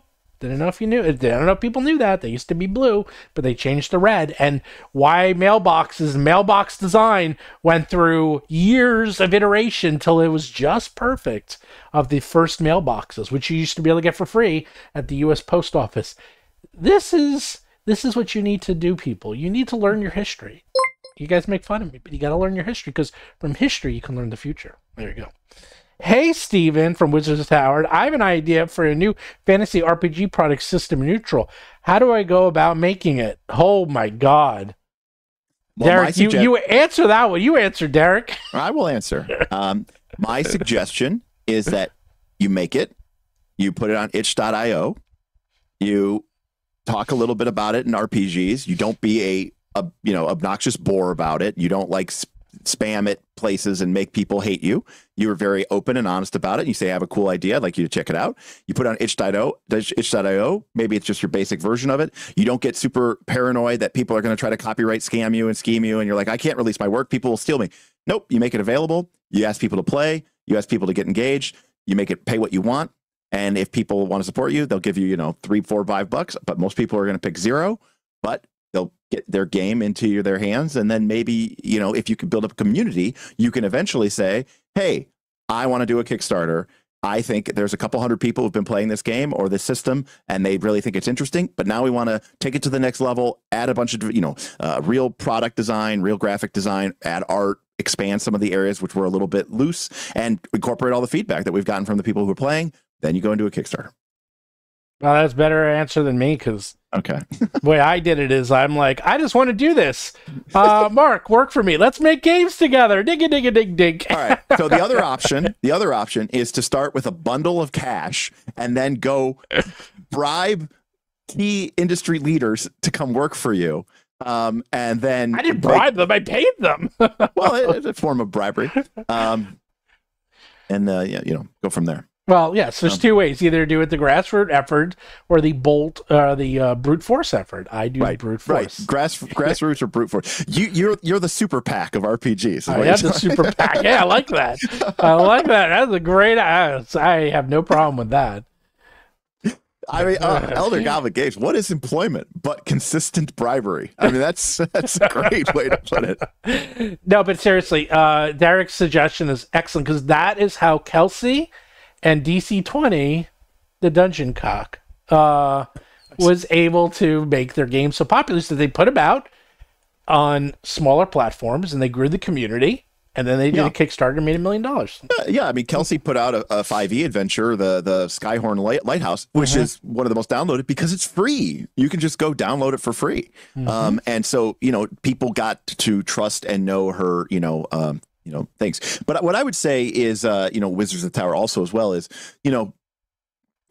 obviously these other things are important, art and design, stuff like that. But at the end of the day, you need a compelling idea because anytime you create something, that is, for other people's campaigns, you're sort of working against the momentum, right? People are stuck in their ways. They do the things the way that they do them. You're asking them to disrupt. You're asking them to change. So you really do need to think about, I applaud you for even exploring the space. I mean, even me as someone who's, people like, I get asked all the time, like, oh, Derek, are you ever going to make something? And I go, that is such a tall order. That's such a road to hoe. All right, we're gonna start a new tangent. People want to know what podcasts I listen to. Okay, here we go.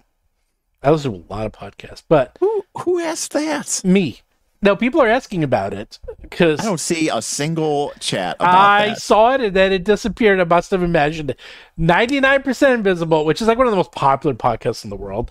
That's because people are asking what's the one on the stop signs and the mailboxes. I do that one. 99 Invisible. Cautionary Tales. That's actually one of my new favorite ones. That's been around for a while, where they go through mistakes in history. That one is stunningly good. I'd listen to that.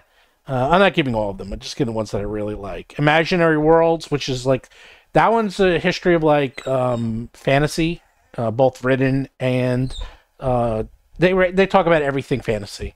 Let's see. I listened to Jimquisition, but that's a video game podcast. Morris's Unofficial Tabletop Talk. I listen to that one a lot. Let's see. I'm trying to see what I took. Oh, my new favorite one is the Flophouse, which is, oh my god, the Flophouse is incredible. I love that one. They just review bad movies, and the three guys are so smart and fast, and they quip off each other. I'm constantly laughing out loud. When We're Wizards, and then things like the Windbreaker podcast, the Lazy RPG podcast. Let's see. Oh, there's like actually everything by the Firelink podcast, like everything by those guys. I listen to a lot more than that. Those are my core, though. There you go. What do you listen to? What Happened? I do listen to What Happened, but I watch What Happened. What Happened, I listen to on YouTube. So I don't listen to his podcast. Do you listen to podcasts? I used to listen to more of them, but I haven't listened to them as much anymore. I love them. I used to, because when I used to run, and I would do, I'd run about like 20 or 30K a week, and then I would do like long periods of walking, like on treadmill, elevated treadmill, to sort of like do recovery, and then I would listen to podcasts. But obviously the last couple of years I haven't been doing that, and choosing to instead get fat, and so I haven't been doing that as much. Flophouse is like an MST3K. It's actually, I think, better in some ways. Yes, it's because part of the problem is I can only listen to something like a podcast if I'm like literally doing nothing. Like I can't listen to a podcast while I'm working, or I can't listen to a podcast while I'm even cooking dinner or doing the dishes, right? Like I'm either paying attention to one thing or I'm paying attention to another. I have very low multitasking capability. And so the only time I can really listen to a podcast, unless I'm just like literally sitting there on the couch or in my bed, like listening to it, is driving, which is mindless enough that, I can sort of do it, or walking on a treadmill or something at the gym, because again, also very repetitive, very mindless. Well, that's when I listen. I listen to when I'm driving, because I'm driving a lot, because I got places to go, people to see, things to do. And when I'm walking, like with the dog, and also I listen to them at like 1.5 speed. So anyhow, we got a lot of people still, but once again, like and subscribe. I only see 89 likes, so if you don't like, you don't get a book. So I guess no one wants the book. Do you not have phones? Do you not have thumbs, people? Come on.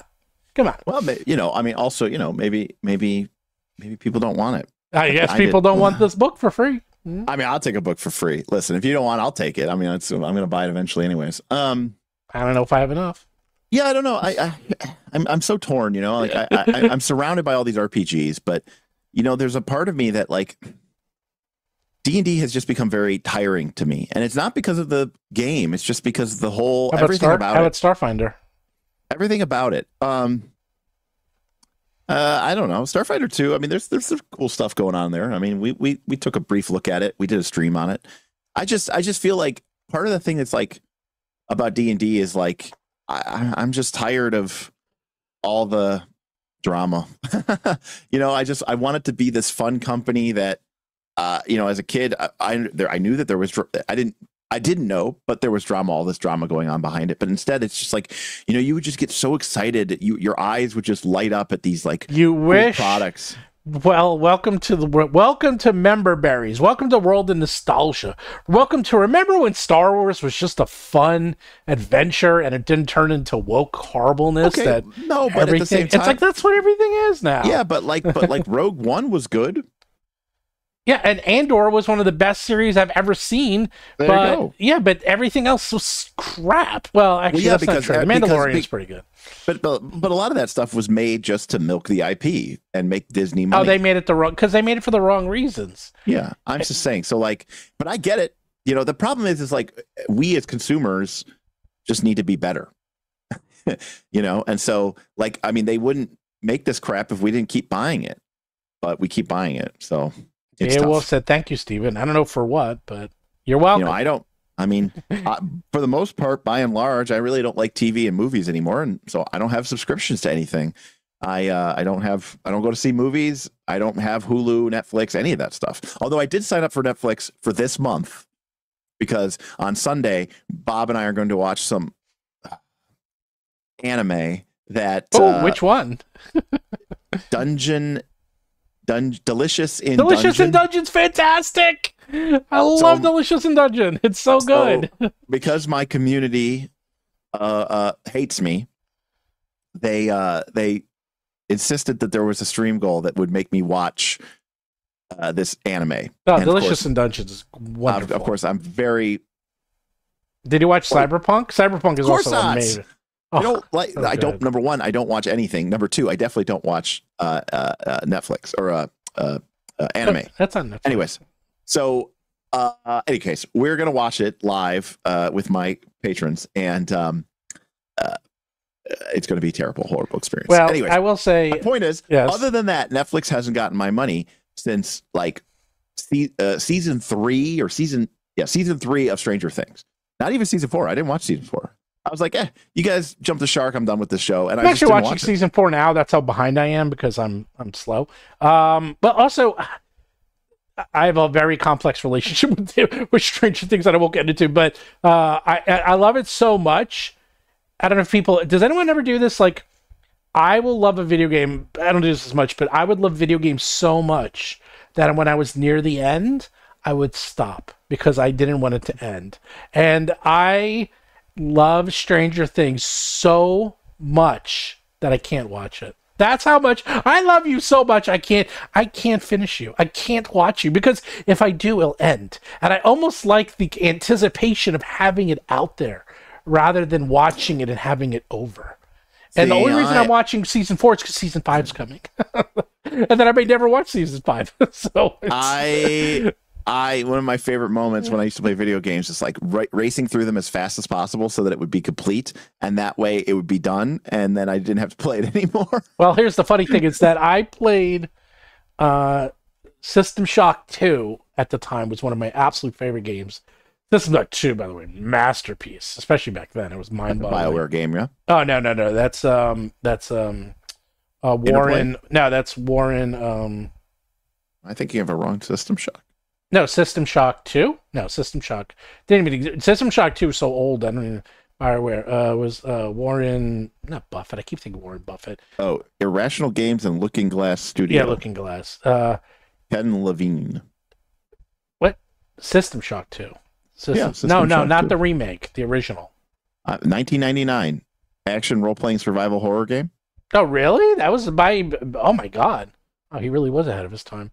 Well, anyhow, so that game is 1992. That game was. I was thinking of BioShock. Yeah, you're thinking BioShock. Yeah, BioShock. BioShock. System Shock 2, fantastic. At the very end, I got to this part and I stopped playing, and then I eventually went back to finish it, and I only had 5 minutes left in the game, and then it was over. I was like, "Oh my God!" I thought it was like hours left. That's how close to the end I stopped playing the game, like right to the very end. And then I stopped. So I keep doing that. I do that with games all the time, where I just don't want them to end. Looking Glass, yeah. Thieves 1, Thieves 2, Chef Kiss. I played Thief 1. Yeah, that was a cool game. No, Thief 1, well, now you'll play it. It's very, very, very, very slow. But at the time, it was very good. Yeah, it's really, really good. System Shock 2. System Shock 2 was the outline for BioShock. And it's the same guys, Ken Levine, who did BioShock. BioShock, oh, what a game. That game, one of the greatest games ever made. What an ending, too. I totally fell for that, the spoiler hook, line, and sinker, because I did not know. Oh, God. What is the weight? What is the worth of a man? That's what he said. That is some serious... Yeah, I even like BioShock 2, and I like BioShock Infinite. So there, boo. That was about the time. That's about the time I stopped playing video games, basically. Any case, like when the Xbox became popular, and like the Xbox 360, that's like when I stopped playing video games. I stopped playing video games when it got cool. That's Derek. Whenever something gets cool, gotta stop. Can't do it. Can't do it. Too cool. No, it's too cool for Derek. No, like okay, Alton Brown. Earlier, maybe it was last year, he was on Hot Ones, and he said, the host Shauna Evans asked him a question about like regionality in food, and Alton Brown said, he goes, actually, I've discovered that regionality almost doesn't matter anymore. In fact, if an area becomes known for a food, typically what ends up happening is the quality goes down because they overmarket it, they make too much of it to tourists who don't know the difference, and that it becomes crap. And I think that to a certain extent, that's kind of what happened to video games, and which is that as it became more popular, it became, more acceptable to just mass produce it. And I think, by and large, that for me personally, the quality, generally speaking, went down. I think focused too much on storytelling and not enough on gameplay. And I never cared about the story in almost any game I've ever played. So you couldn't be more right, because I go to Maine every summer, and every single square inch of Maine sells a lobster roll. And I mean, and everyone's the best. Everyone's the best lobster roll in Maine. And I mean, you can go to, look, there's a toy store and they're selling lobster rolls. Everyone's selling a lobster. Everyone. Yeah. Well, it's like if you go to Tampa, everywhere has a Cubano, a Cuban sandwich. But like, are any of them actually good? Probably not. Yeah. But, you see that all the time. Or when I was in Spain and every single person was selling paella, it was like just everywhere you went. Right. So we had to find the real one. But to be fair, if you do go to Maine, I was wearing the shirt. I took it off.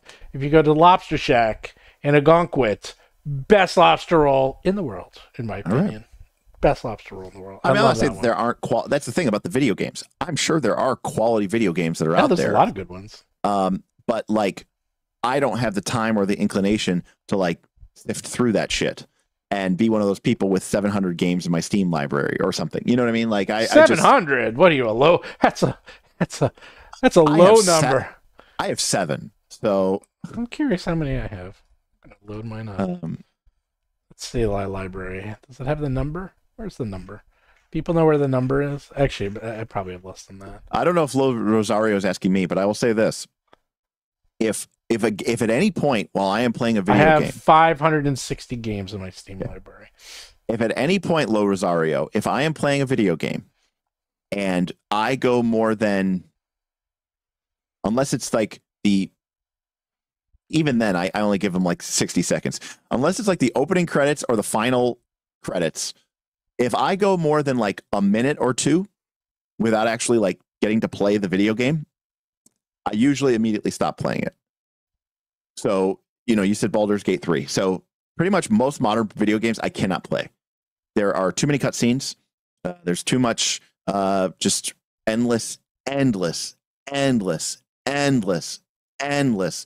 pointless dialogue and character arcs that I don't care about. And I just, quite frankly, cannot be bothered. Well, in that case, you should definitely play the Yakuza series. That one will be tailor-made for you. And then, I don't know, again, if he's asking me, possibly Neil says, what about Elden Ring? Again, the other thing about it is, I don't really want to, like, be good at a video game. Elden Ring is actually, by the way, it was a joke because the Yakuza series is literally like 100 hours long, and it's nothing but incredibly deep story and cutscenes. that's all. Oh, you said Yakuza. You mean Yakuza? Yakuza. The Yakuzas, by the way, Yakuza games are so. SP says, so you're saying you didn't like KOTOR, Mass Effect, Dragon Age, pretty much. Didn't like any. Did not like those Dragon games. Age was okay. Like Dragon Age, like KOTOR, like Mass Effect. I tried to play the first one and I just noped out. Mass Effect 1 is very. I finished that 100% at it. The first one is like, it's definitely slow. The second one, the last CRPGs that I enjoyed were the old BlackRock Studios, like AD&D Second Edition, Baldur's Gate 2, Baldur's Gate 1, Icewind Dale 1, Icewind Dale 2. Icewind Dale 1, Icewind Dale 2 were two of my favorite games of all time. Period. End of story. Yep. I played everything. I played the expansions, the Riddler's guy, everything. Heart of Winter. Yeah, I mean, they were both really... And, there's kind of a plot, but not really. No, and, like, it's a lot of fighting. It's great. Yeah, it's a lot of fighting. I mean, it's been in really cool locations. and right, it was really cool graphics, and good and, monsters, cool locations. It was like cold and freezing and nasty. Yeah. It was like in a gross area. It was great. And there was dialogue, but a lot of it wasn't voice acted. A lot of it was just text, and I like that a lot better. I actually don't like voice acting in my games. So that's another problem. It's another reason I probably couldn't play. I mean, you could probably turn it off. But like the other thing is, like, Derek would seem like a miserable player to have at your table. Derek is Mr.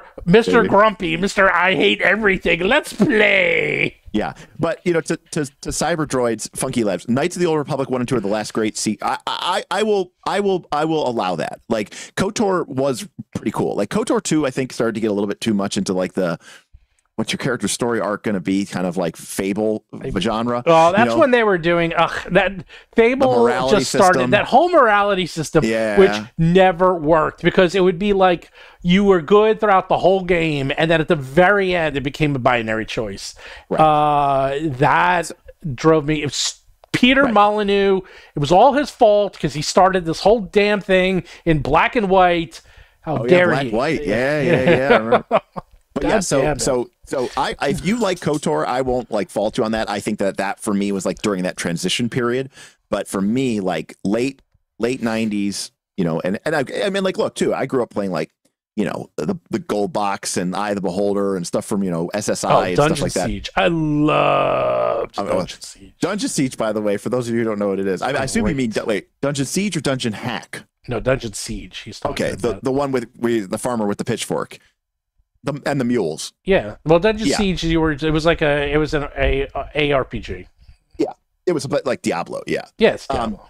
But anyways, and now here's the thing. A lot of people have said, like, because like Smith bought me the game from Larian before BG3. Was it Divinity 2 Original Sin? Oh, so good.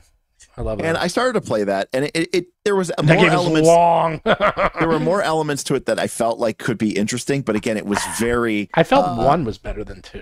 I didn't play 1, but I didn't. I started to feel like there was too much plot, And Cyberdroid says Dungeon Siege was a popular game when we played at LAN parties. Yes, in fact, there's a great story amongst my friends because we all used to work at the same .com company, so we had like nice computers and a fast intranet. And it was like Friday night, which is our D&D night, and I was at my apartment waiting for people to show up. And I was like, "Where the hell are you guys?" They're like, "Oh, we're all up at the office playing Dungeon Siege," you know.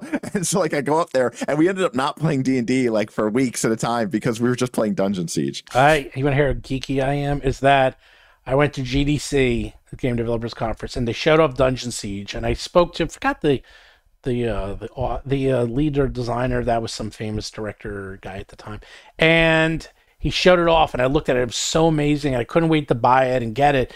And they were offering, like, it was something for charity, I think, where you can get the game early, and I won it.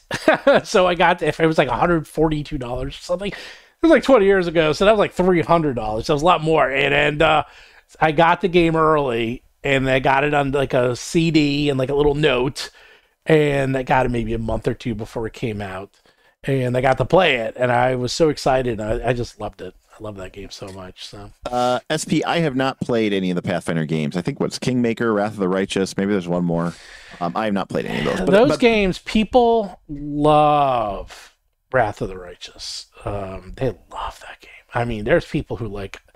All my friends were playing. It's weird because you think someone being like me, a Pathfinder fan, would love that. I never played it, and I couldn't get into it because it was just. I'll tell you why. Because it's Pathfinder First Edition, and it's hard to go back. I'll leave it at that. I'm like kind of full in on Pathfinder Second, and you gotta, and they're deep, and I mean deep into Pathfinder First Edition, like beyond deep, like levels of deep that I didn't know you can get. And I was like, oh, my brain didn't have any, I had no space left for, I'm like, you know what happened? It went from Pathfinder 1 to Pathfinder 2. I already cleared out all the memory of Pathfinder 1. It's gone. It's out of my memory. And then it's like, oh, you got to relearn it all. I'm like, oh, sorry. I can't get into it. I can't. Trust me, CMB and CMD will come back to you very quickly. I know, but it's already gone. I already erased it. I erased that part of my brain. It's already gone. Sorry. I've already refractored my brain. It's been reallocated for Pathfinder 2nd Edition. I can't do it.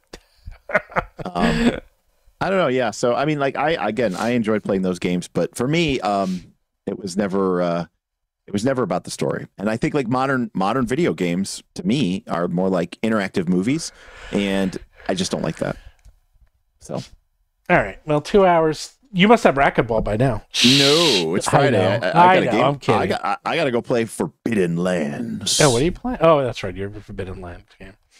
Well, if you want this book, just leave a comment, not the chat, of why you want it. Why you want this book. And every Tuesday, I'll pick someone for free. Or if you go to Kickstarter.rollforcomment.com, you too can get the book from there. If I will pick someone for free, and then I'll mail it to you wherever you are in the world. And it has all the cool, fun stuff that it came with from Gen Con. It was a lot of fun, cool stuff. You know what? Someone was going on the stream the other day that they couldn't wait to get their Techno Fantasy. And then I was holding it up, and they were getting very upset. Is this not out yet? Or is it? Not to my knowledge. Oh, so But also, I mean, like, there's very limited production in English for most of his games. Oh, really? Which actually reminds me, I bought like 4 copies or 5 copies. I know what happened. You give those out yet? I got to give them away. Yeah, I've been a little busy. Okay. Hell, man. You know, just because your house burned down, and your dog had surgery. The dog had surgery. We lost power in my entire. Oh, right, you lost power for like 2 weeks. Come on, yeah, really? That's your excuse? Come on, please. Yeah, so it's a bit much. How's your dog? He's doing good, actually. He has recovered nicely. The vet gave him the clear to start doing some limited walks, and we're going to just basically add 5 minutes every week until he's back up to like his normal walk. So, you know, he's still got, you know, probably a month of rehab to go, but you know, walkies. But yeah, I gotta go feed my dog. My dog's here whining her brains out because she wants to go bark at the gardener forever. Already signed up on the Kickstarter. Yep. Well, trust me, this thing, you know, our quality. In fact, that's how Derek and I met, because Derek, who hates everything, especially bestiaries, correct, liked this book.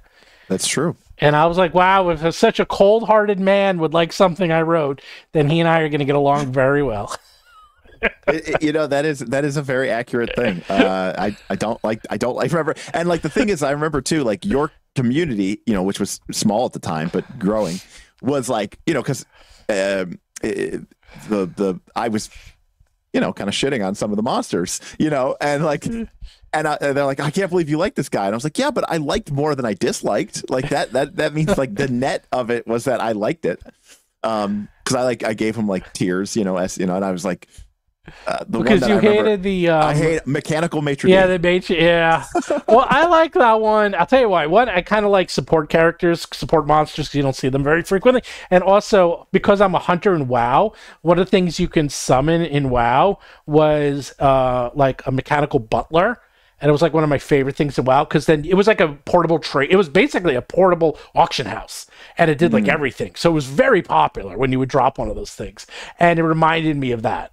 And I was playing WoW at the time, so I was like, "Oh, it's kind of like that." So I kind of. I mean, look. I mean, everyone's totally free to enjoy whatever it is they enjoy. It's just like for me personally, I'm like, I will never use this. But if you want a golem made of ropes, we got you covered. Oh God, the card book, the Battlezoo Bestiary.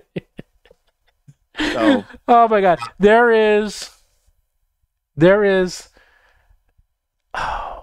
There are a couple of those. Let's just say there's a conductor, because we have music as one. So one of them is like a spectral conductor.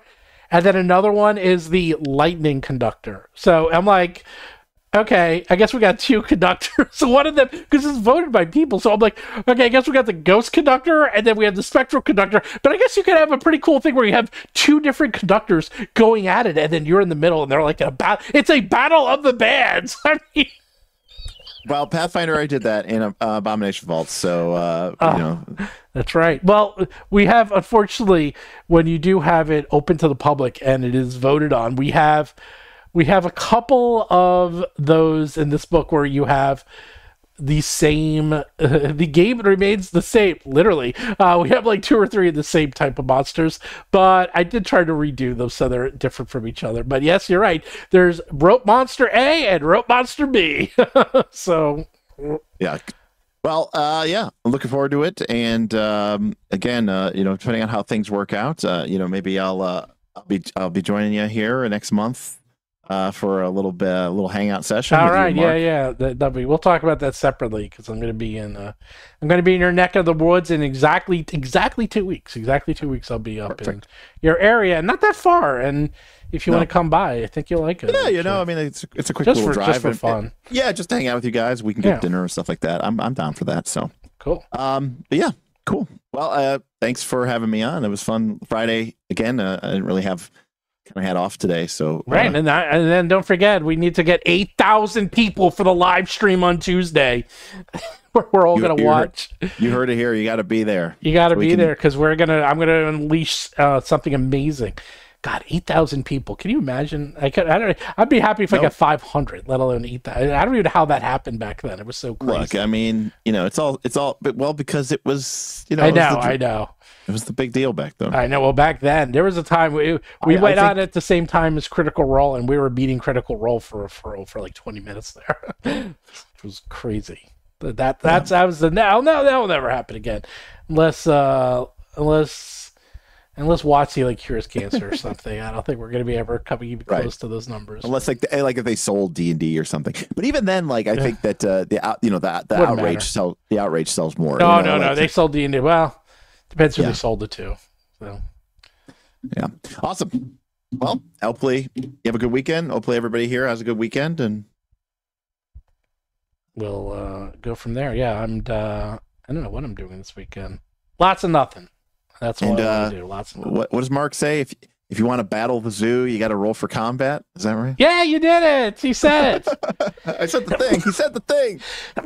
Sorry, I'm blessing myself. If you want to battle zoo, you roll for combat. Bye. Listen up, Dungeon Masters. Your players are falling asleep at the table. What? Your wizard is going to use catapult to throw rocks at a monster again? How about instead of that, the wizard covers their body in rocks and hurls themselves? Now you're thinking like a badass using Battlezoo Bestiary, Elemental Storm. Filled with over 150 innovative elemental monsters, new elemental spells, and the monster parts system, allowing you to craft weapons, armor, and magic items from the creatures you slay. Infusing elemental magic into them with 20 unique elements. Sure, there's classics like air, earth, fire, and water, but there's even weirder elements like music, space, and time. Doctor Who, Doctor You. Wait, I'm a player, not a dungeon master. Why should I give a sh**? Well, Yahtzee, how about a brand new character archetype, the Monster Hunter? Climb on creatures, target specific body parts, and weaken them. Or just grab a small monster and use their attacks against the big one. Ooh, you sold me at big ones. Best of all, this archetype can fit along any class. Fighter Monster Hunter? Duh. Monk Monster Hunter? Sure. Wizard Monster Hunter? Well, it'll set the difficulty up, but go right ahead. Elemental Storm is filled with over 250 pages packed with stunning illustrations, detailed rules on the monster parts system, and so much more for your Pathfinder 2e and D&D 5th edition games. Click on the link below or head on over to kickstarter.rollforcombat.com to secure your copy of Battlezoo Bestiary Elemental Storm today, and turn your table from slow and crunchy to fast and furious.